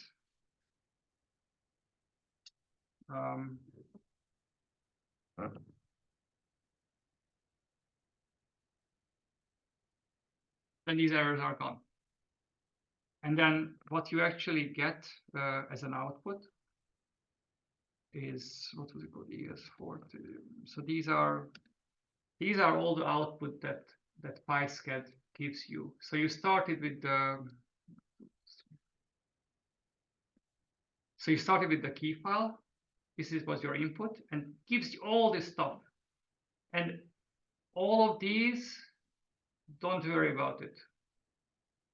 Vex file is something for us, don't worry about it. All you worry about is this sum file. This is for you to look at your scans in a more user-friendly way. So let's open it up.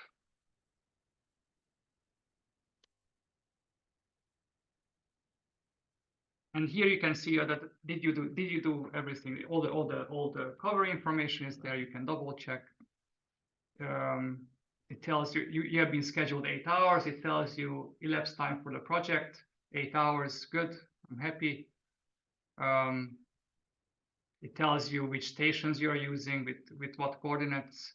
You don't have to worry about this. Baseline lengths, you don't have to worry about this. This one here tells you, so there are two ways to correct for the amplitudes in VLBI. Either you can have a continuous or non-continuous thesis observation. In the past, so when you see a gap, that means that it's not continuous. So that station is using a different way to try to measure how the station amplitude characteristics are. If you see a continuous, you don't have to do anything with that. You don't have to worry about the telescope. If you see a gap, in this case Westerbork and Urbana, it means that every 10, it's on the website, the exact numbers, I think every 13 minutes or so, you have to leave at least a 10-second gap where there is no observation. So you have to turn off the recorder for at least 10 seconds every 10 to 15 minutes. If you don't do that, then you will get an error from SCAD. And that's why when you do I told you in the beginning that gap is turning on and off the recorder. And that's why this is a 10-minute cycle. Every 10 minutes, I leave a 30-second gap. And it has to be on source. It has to stop moving. And before you start the recorder on one of your sources, it needs to have a 10-second gap. So by leaving a 30-second gap, Urbana and Westerbork slew very quick to the new source. It actually has 10 seconds. It just stands there before starting to observe J1350. So in that 10 seconds, it can fire a pulse into the station, measure the amplitude characteristics, and put it into a log file, which we then later can use in the post-processing or in your data reduction to try to calibrate your amplitudes. Like what level of amplitudes are you actually observing with the telescopes? If it's continuous, it's continuously running in the background. You don't have to worry about it. And then you go down. This is backend setup, not important. You go down to the scans.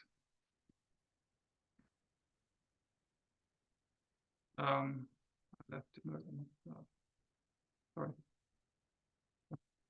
Starts here. So here you have an input line for each scan of the observation, and it's actually like UT time. So day when you started observing, it started 16:0, and what source you are pointing, what is the elevation side in the key file in the input parameters, what you saw before. Here, program control, I put in elevation and early. So elevation is the top line, early is the bottom line. Elevation tells me what is the elevation of that source when I'm observing in that scan. And early is how many seconds is the telescope's on the source before it actually starts observing.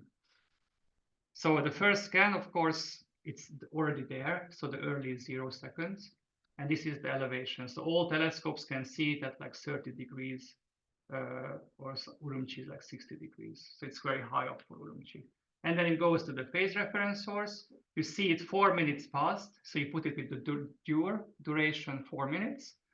And then there was a gap in the second scan of 2 minutes. So 4 plus 2 is the next scan starts at 16:06. It tells you what is the elevation. So it's visible by all the telescopes.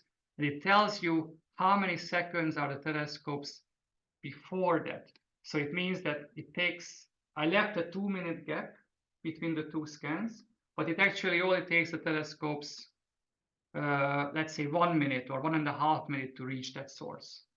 So they are sitting already on the source before starting the next scan, 28 seconds before, 36 seconds before. And then here you can see that each telescope has different speed. Effelsberg is slow. It takes 120 minus 24 seconds, so 96 seconds to reach the new source, whereas IRBENE is a small, much faster dish, so it takes it only 17 seconds to reach the source. But Effelsberg is a 100-meter dish, very slow. IRBENE is a small one, so it just goes there really quickly. And then here are the gaps that Westerbork and IRBENE has to have at least 10 seconds. Every 10 to 15 minutes, it has to have an early value of at least 10 seconds. If it doesn't, it will give you a warning. We can also fix this later, but you can also fix it with these like gaps every 10 minutes. And then you saw that later on that I left no gaps because we started switching quickly between the two sources. So it means that when this scan ends at 16:08, the next one immediately starts, but it starts before the stations actually moved to that source. But because it's so that's why all the stations will be late. So the fast ones will be only late by 4 seconds. The slow ones, like Effelsberg, will take 30 seconds to move to the target. But it's okay because in data reduction, when we are actually observing, we are producing a flag file. So all the time when we are not actually pointing at 3C293 or whatever source we define, we can flag those times and throw it out. The reason why you don't put a gap here is because you can see some stations. So otherwise, IRBENE would be sitting there for 26 seconds doing nothing while waiting for Effelsberg to reach. So this way, IRBENE or Torun or Onsala can start observing sooner, and then Effelsberg will join the observation when it gets there. And then this is what we are doing again and again and again. But then every 10 minutes or so, I have to make sure that the 30-second gap is there so that Westerbork has at least 10 seconds and IRBENE has at least 10 seconds. And then this repeats over and over and over. So what's more, all the other thing that's interesting here is that you will see that these stations, the elevations change, and eventually the times change, so 19 UT, so each one is like a new scan. Eventually, Tiamma will set, so it's like 13-degree elevation, 11, 12, 10, 11. I set the limit at 9 or 10 degrees. So below that, keys, I tell SCAD not to use Tiamma anymore. So Tiamma will just sit there and not do anything for the next few hours. And then eventually, so it stopped observing.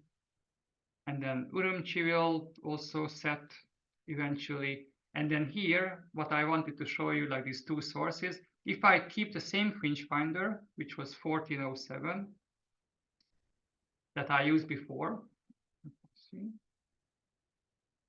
here, then I actually would miss it with these two telescopes. So what I would do is that I wouldn't put in this source, but I would put in a new one.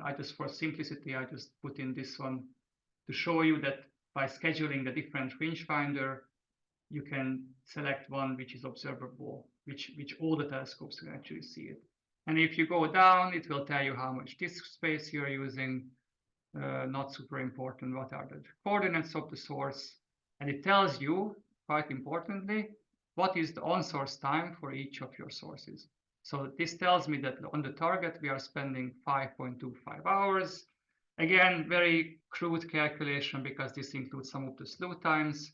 So we have 8 hours total. We wanted 60 seconds, 60%. So we wanted 4.8 hours on source based on the proposal. We got 5.2, but some of it is like slewing time. But this is like 65, so you can 5.25 divided 8 to 65%. So I'm spending enough time, so all good. So like I can reach the sensitivity which I wanted. And it tells you how much time you're on other sources. Other important thing here that sometimes is a problem, that if your source is too close to the sun, then it will be very difficult to calibrate. So there's a limit how close it can be. SCED will make a warning for you if it's too close. The scheduler will not. So the scheduler does not check this. So you have to check it during your schedule preparation, and you have to let us know, or we will check it as well. So the source has to be at least a certain distance away from the sun, and it depends on the frequency you're observing. The lower frequency you go, the further away you have to be from the sun. So in L-band, I have to be at least, or SCED recommends, be at least 45 degrees away. This is like it's not a super well-defined number, but be far away. But we are 120 degrees away, so we are looking at super different part of the sky. So we are all good, and that's it. And once you're happy with this, then what you have to send us when you submit your files to the support scientists and the email, whatever, when you submit the file to Jive before your session, we don't care about any of this. You just have to send us the key file, because we will run through the key file internally with our own SCED, and we will fix all the frequency backend problems. And if there are tiny problems with gaps, etc., we will fix that. And then what else is there? So, and that's it. So this is like super basic. And then, so what the recommendation is that you try to do something like this. And if you get stuck anywhere when you're preparing the schedule based on the website, you let us know, or you send us what you have, because then we can help you. Sometimes it happens that people sit on schedules and they don't let us know. It's difficult to help in that case, but just try to do something, and then many of the problems we can then easily fix at Jive once you submit. That's all I can think of now. So if you have anything that.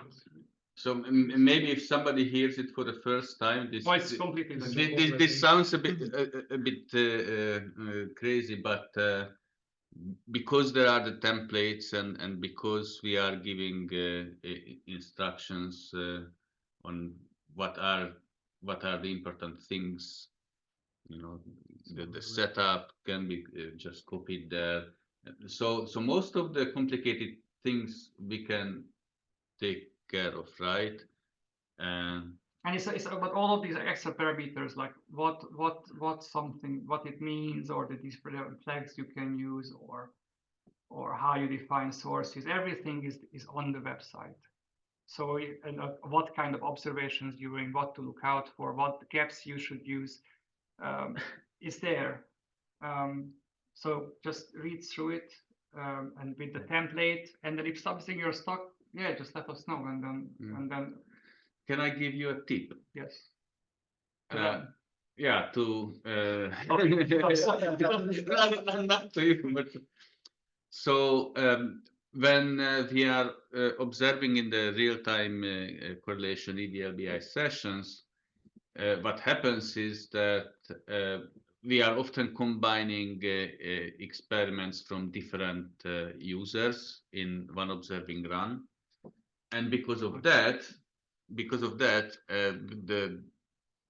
the schedule file will have to be done centrally by Jive. Actually, we still ask the teams to provide a scan list and some kind of basic structure of how they would like to see the observations done. But then the schedule itself would be done at Jive. So that's probably an easy entry point for someone who is not too much experienced to get some time in one of the real-time correlation EVLBI sessions. Yeah, that's what I wanted to. I forgot completely that's why it's important that in your proposal, when you do the observation planning, you try to describe very clearly what you want to do. Because let's say it's an EVLBI session, as Roald mentioned, we can, if it's well described, we can create this. So it's very important to tell us in the proposal what you actually want to do. And then what I forgot to mention here is this is useful for you guys when you're making the schedule. There's like a checklist which you go through once you made your key file, and it's like all the common problems that can occur, or like what you have to check. Did you set this? Did you set that? So just go through these and then make sure that you've thought about everything. Thank you, Gabor. Thank you. Questions? I know it's a lot. I'm really sorry. It's a lot in the beginning, but it's not as difficult.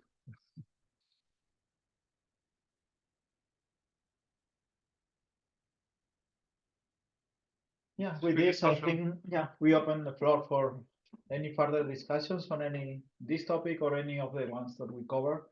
So now it's your time. We would just like to hear any questions, comments, feedback, discussions that you may want to bring. This is the perfect moment.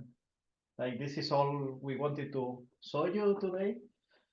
So I hope you got a better idea on the EVN, how to start writing proposals and schedule if you already got observations accepted. So please raise your hand and let us know. You can talk, you can write, any question. So.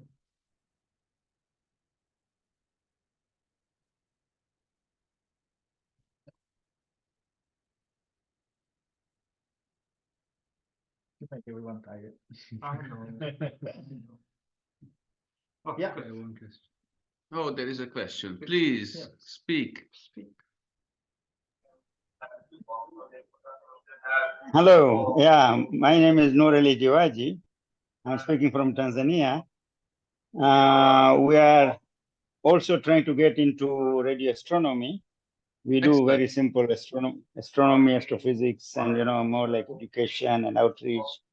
But there are options of having a standalone radio telescope. I have seen, I think, of the Kilimanjaro peak, at one time. Also in other, we have a lot of semi-arid areas where we can put up standalone telescopes also. So I mean, we need some guidance, especially if you want to make a case for getting some support to install a radio telescope. You need to have some science cases, some science question which you can work on, or justify having an investment like that. And then we can ask our government perhaps to also chip in perhaps, but it's mainly for our some foreign parties who might want to invest or can seek funds, for such an enterprise. So I need somewhere, perhaps myself or with one student perhaps who can also join me also, to develop a science question, to develop a question relatively simple perhaps to start, where we can use all these facilities that you have described today. I think that will be a good start, and then we can perhaps get some ideas about some serious science questions which can justify having an investment of maybe $5, $10, $15, $20,000 telescope also. Okay, so what I can say that we mentioned earlier that we prepared a book, the EVN Science Vision document. I know that's a bit more than you ask for right now, but that covers a broad range of science topics that are being addressed with the EVN, and especially with the forward look. And so I think that was also in the chat, the link to the science vision document. So that's a very good start for that. But also, if it's possible to that we keep in touch and we help you further with this and explain a bit more about what kind of science you could hope to address with the telescope like that in Tanzania. Most importantly, there are plans for establishing an African VLBI network. Yes, I know about that. Yes, of course. And then we are observing already. We are doing tests with the Ghana telescope, for example. Yes, yes, and we are doing tests with the Meerkat telescope. And so there is a community that is being built there actually in Africa, in various places in South Africa, for example, Ghana and other places. So yeah, let's keep in touch and also with these communities, and we can probably help you proceed. Definitely. Yeah, I mean, my idea is first to have a some practice type of session where I can attract students also, you see, who can then commit themselves to working for a master's or something like that in a field like this. So this would be a good to have a good introduction which can expose them to a relatively simple question, but something that uses all these facilities. That would be a good start, and then we talk about other things. Thank you. Yes, and if you want to work with VLBI data, actually there is a good way to start. It is possible to download data from our EVN archive from earlier experiments. So when a team is proposing for observations, they get the data, and for some time they have the rights to just keep that for themselves. But after a proprietary period, everything will be public. And so in the EVN archive is full with data, and some of those data maybe weren't even published. Who knows? No problem. Yeah. And then it's possible to download them and for the students would be excellent. I'm aware. What I want is mainly a relatively simple science question which can be answered using those data. So I want a guidance on there, and then the guidance perhaps on how to use the data and how to reduce it and get an answer to the question. So that is where my problem is. I don't have any experience. I'm a physicist only. I teach physics, in general. Okay. And I know enough astronomy to be able to participate and understand some of the things you are saying. Okay. Yeah. Excellent. Okay. I'll be in touch with you people. Thank you very much. Thank you. Yeah. No problem. Very good. Thank you. Thank you.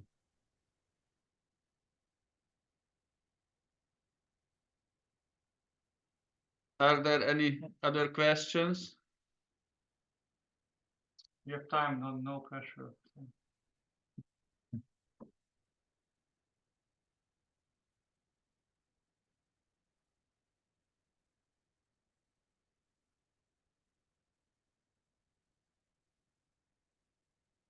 people are motivated now to start preparing some proposals? Something that you want to share with us?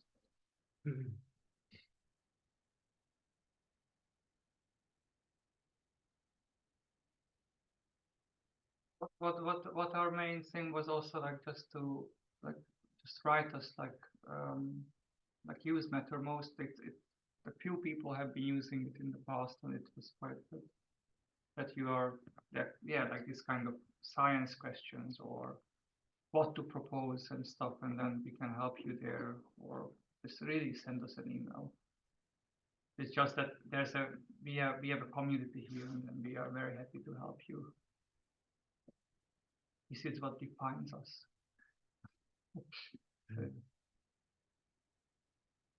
So if for example, any of you want to say a few words about new initiatives for VLBI in their country, it's the great time to talk about it, to share with us. Like what is happening in Ghana right now? I think there was participants from Ghana. What's happening in Greece right now? Maybe.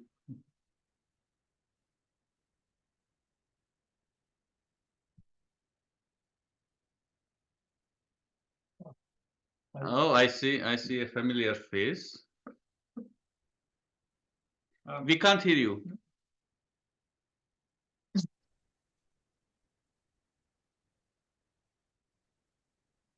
We still can't hear you, unfortunately.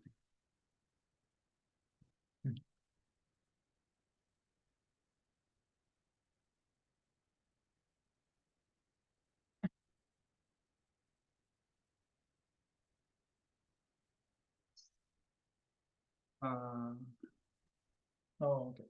Okay, I don't. You want to type also? Yes, I can. Okay. Read, but Oh, computer. Computer. Yeah. All right, great to see you here, Nectaria, and all the best for your initiatives.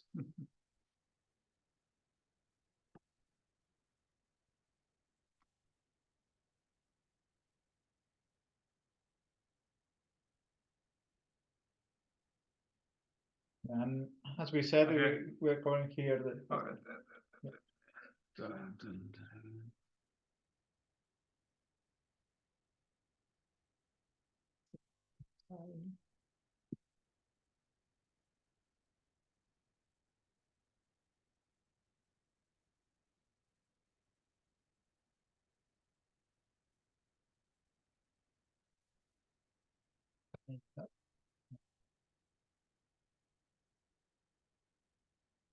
Yeah, so as we said before, meanwhile, as you've seen, we wanted to cover here everything that is before you get the data. So, now we have Nectaria. Let's try now, maybe. Okay, if I'm, I changed the computer. Let me just update you that at the moment we have about 2 million euro to buy the equipment of the conversion of the antenna. I previously had it behind me, but in the new computer I have the background of the school, of the university where I work. And at the moment we are in a negotiation procedure with Jodrell to obtain the equipment from Jodrell. This is the update. Oh, fantastic news. Okay, great to hear. Thank you. And so the telescope, how big is the telescope you want to upgrade? 30-meter antenna, 30-meter dish.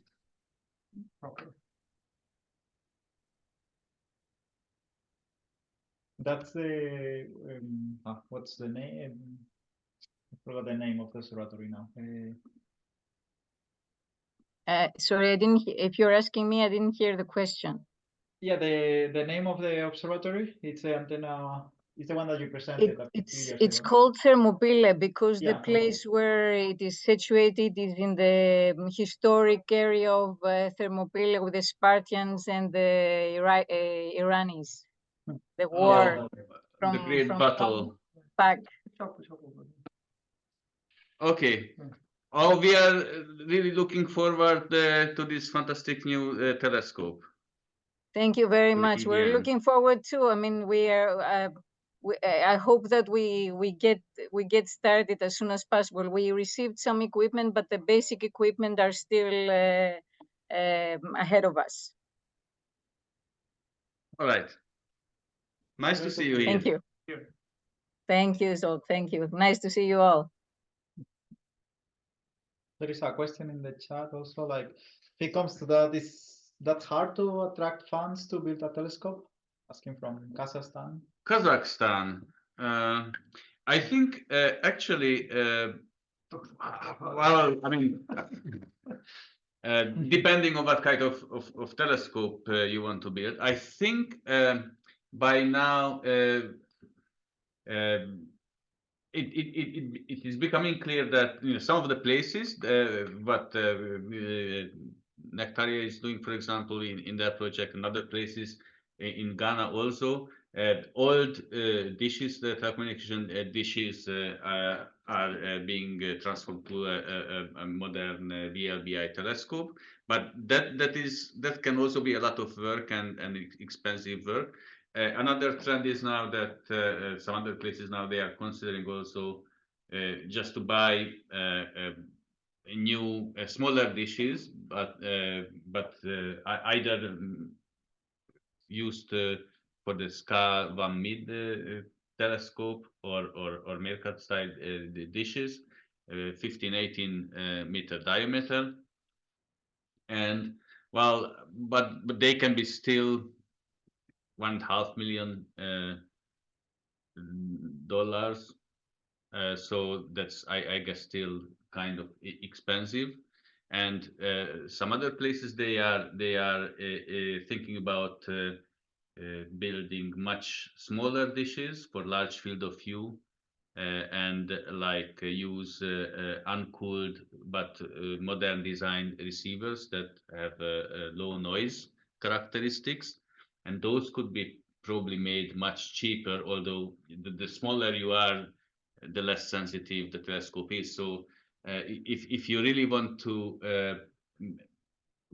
make a good contribution to a network that has antennas between 30 and 100 meter diameters, then just a single 6-meter dish will probably not do a great job unless there are like many other similar antennas in the network. So how expensive, it depends on what kind of antenna you are planning to build. But I think what is really important to consider also that in many places it's not trivial to keep these observatories maintained and also operated, so that has additional costs. And so there are observatories that have their telescopes for decades already, and then there comes the time when they have to consider how long we can still keep the operations running. So these are all the things that must be considered, and otherwise, if there is an observatory that is really dedicated to maintain operations and some investment.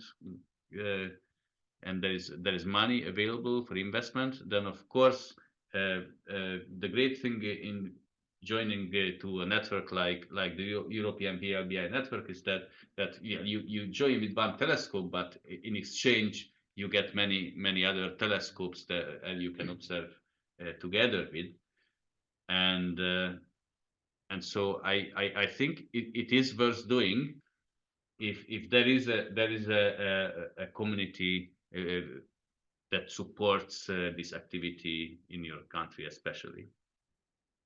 And one benefit probably from the EVN with respect to other observatories, for example, in those cases, is that if you have a local antenna or you have a project getting funding to build an antenna there, it won't be exclusively used for the EVN. Like the antenna can participate and will be integrated into the EVN. But as you saw from the beginning, we are not observing 24/7 during the year. Like we only have 3 dedicated sessions plus smaller ones. So that means that more than half of the time on 1 year is not used for the actual EVN. That actually has the benefits for the local antenna in the sense that you have that free time for your local activities there. So it's an antenna that will be able to do both things, participate in a network like the EVN, but at the same time, you have a lot of observing time that can be dedicated locally on your local institutes, groups there, observing single disk or in other type of observations, of course. But then you still have that time there. So it's not an antenna that you put only the time externally to our network in that sense. So that can make also getting funding easier because you will have complementary projects there. So, what we can tell is that at that location, the antennas would be really valuable. That would have a very valuable contribution to our network because we have lots of European telescopes and we have a number of telescopes in the Far East, and it's great to have telescopes that that somehow allow us to connect to these very long baselines. So it would certainly be very useful for the network to have more telescopes in between East Asia and Europe. And in any case, the EVN is not a defined network in the sense like it's growing. Like with time, these are the current antennas that we have, but with time, actually, we get more antennas. Say we have new local observatories that they got interest and then they become part of the EVN with time. So it's actually a dynamic network in the sense like they are always more welcoming antennas or institutes with the time. So unfortunately, an answer to your question is that you have to attract the funds to build your telescope. But we can help on the... And then we can help with all the rest. Yes.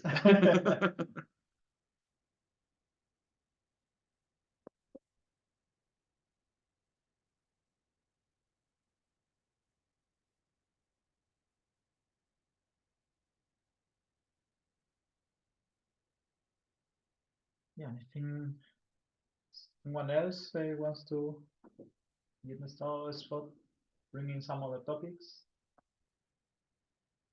We said we are not covering the data reduction or what to do with the data. There are material in the same places in the website that we said. We have the ERIS school that will happen September, October in Spain. And then the registration is right now open. Don't remember the deadline, but at least during this month. And later on in the future, we will resume workshops like the Casa VLBI that I think sometimes has been hybrid too. But we will alternate between in-person, different virtual trainings like this one.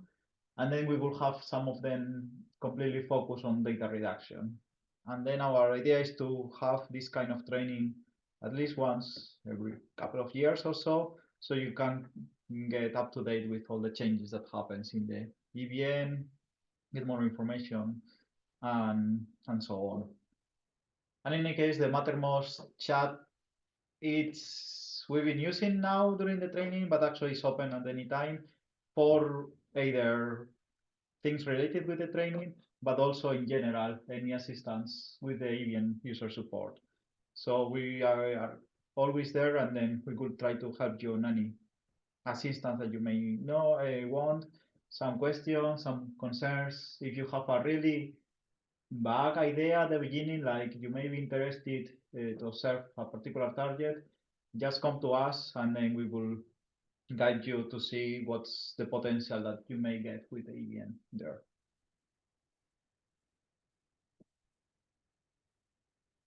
It's that. No one else wants to bring anything. I think that's all from our part. Thank you very much for coming, and we hope that it was useful for you. And let's keep in touch and ask further questions when the time comes.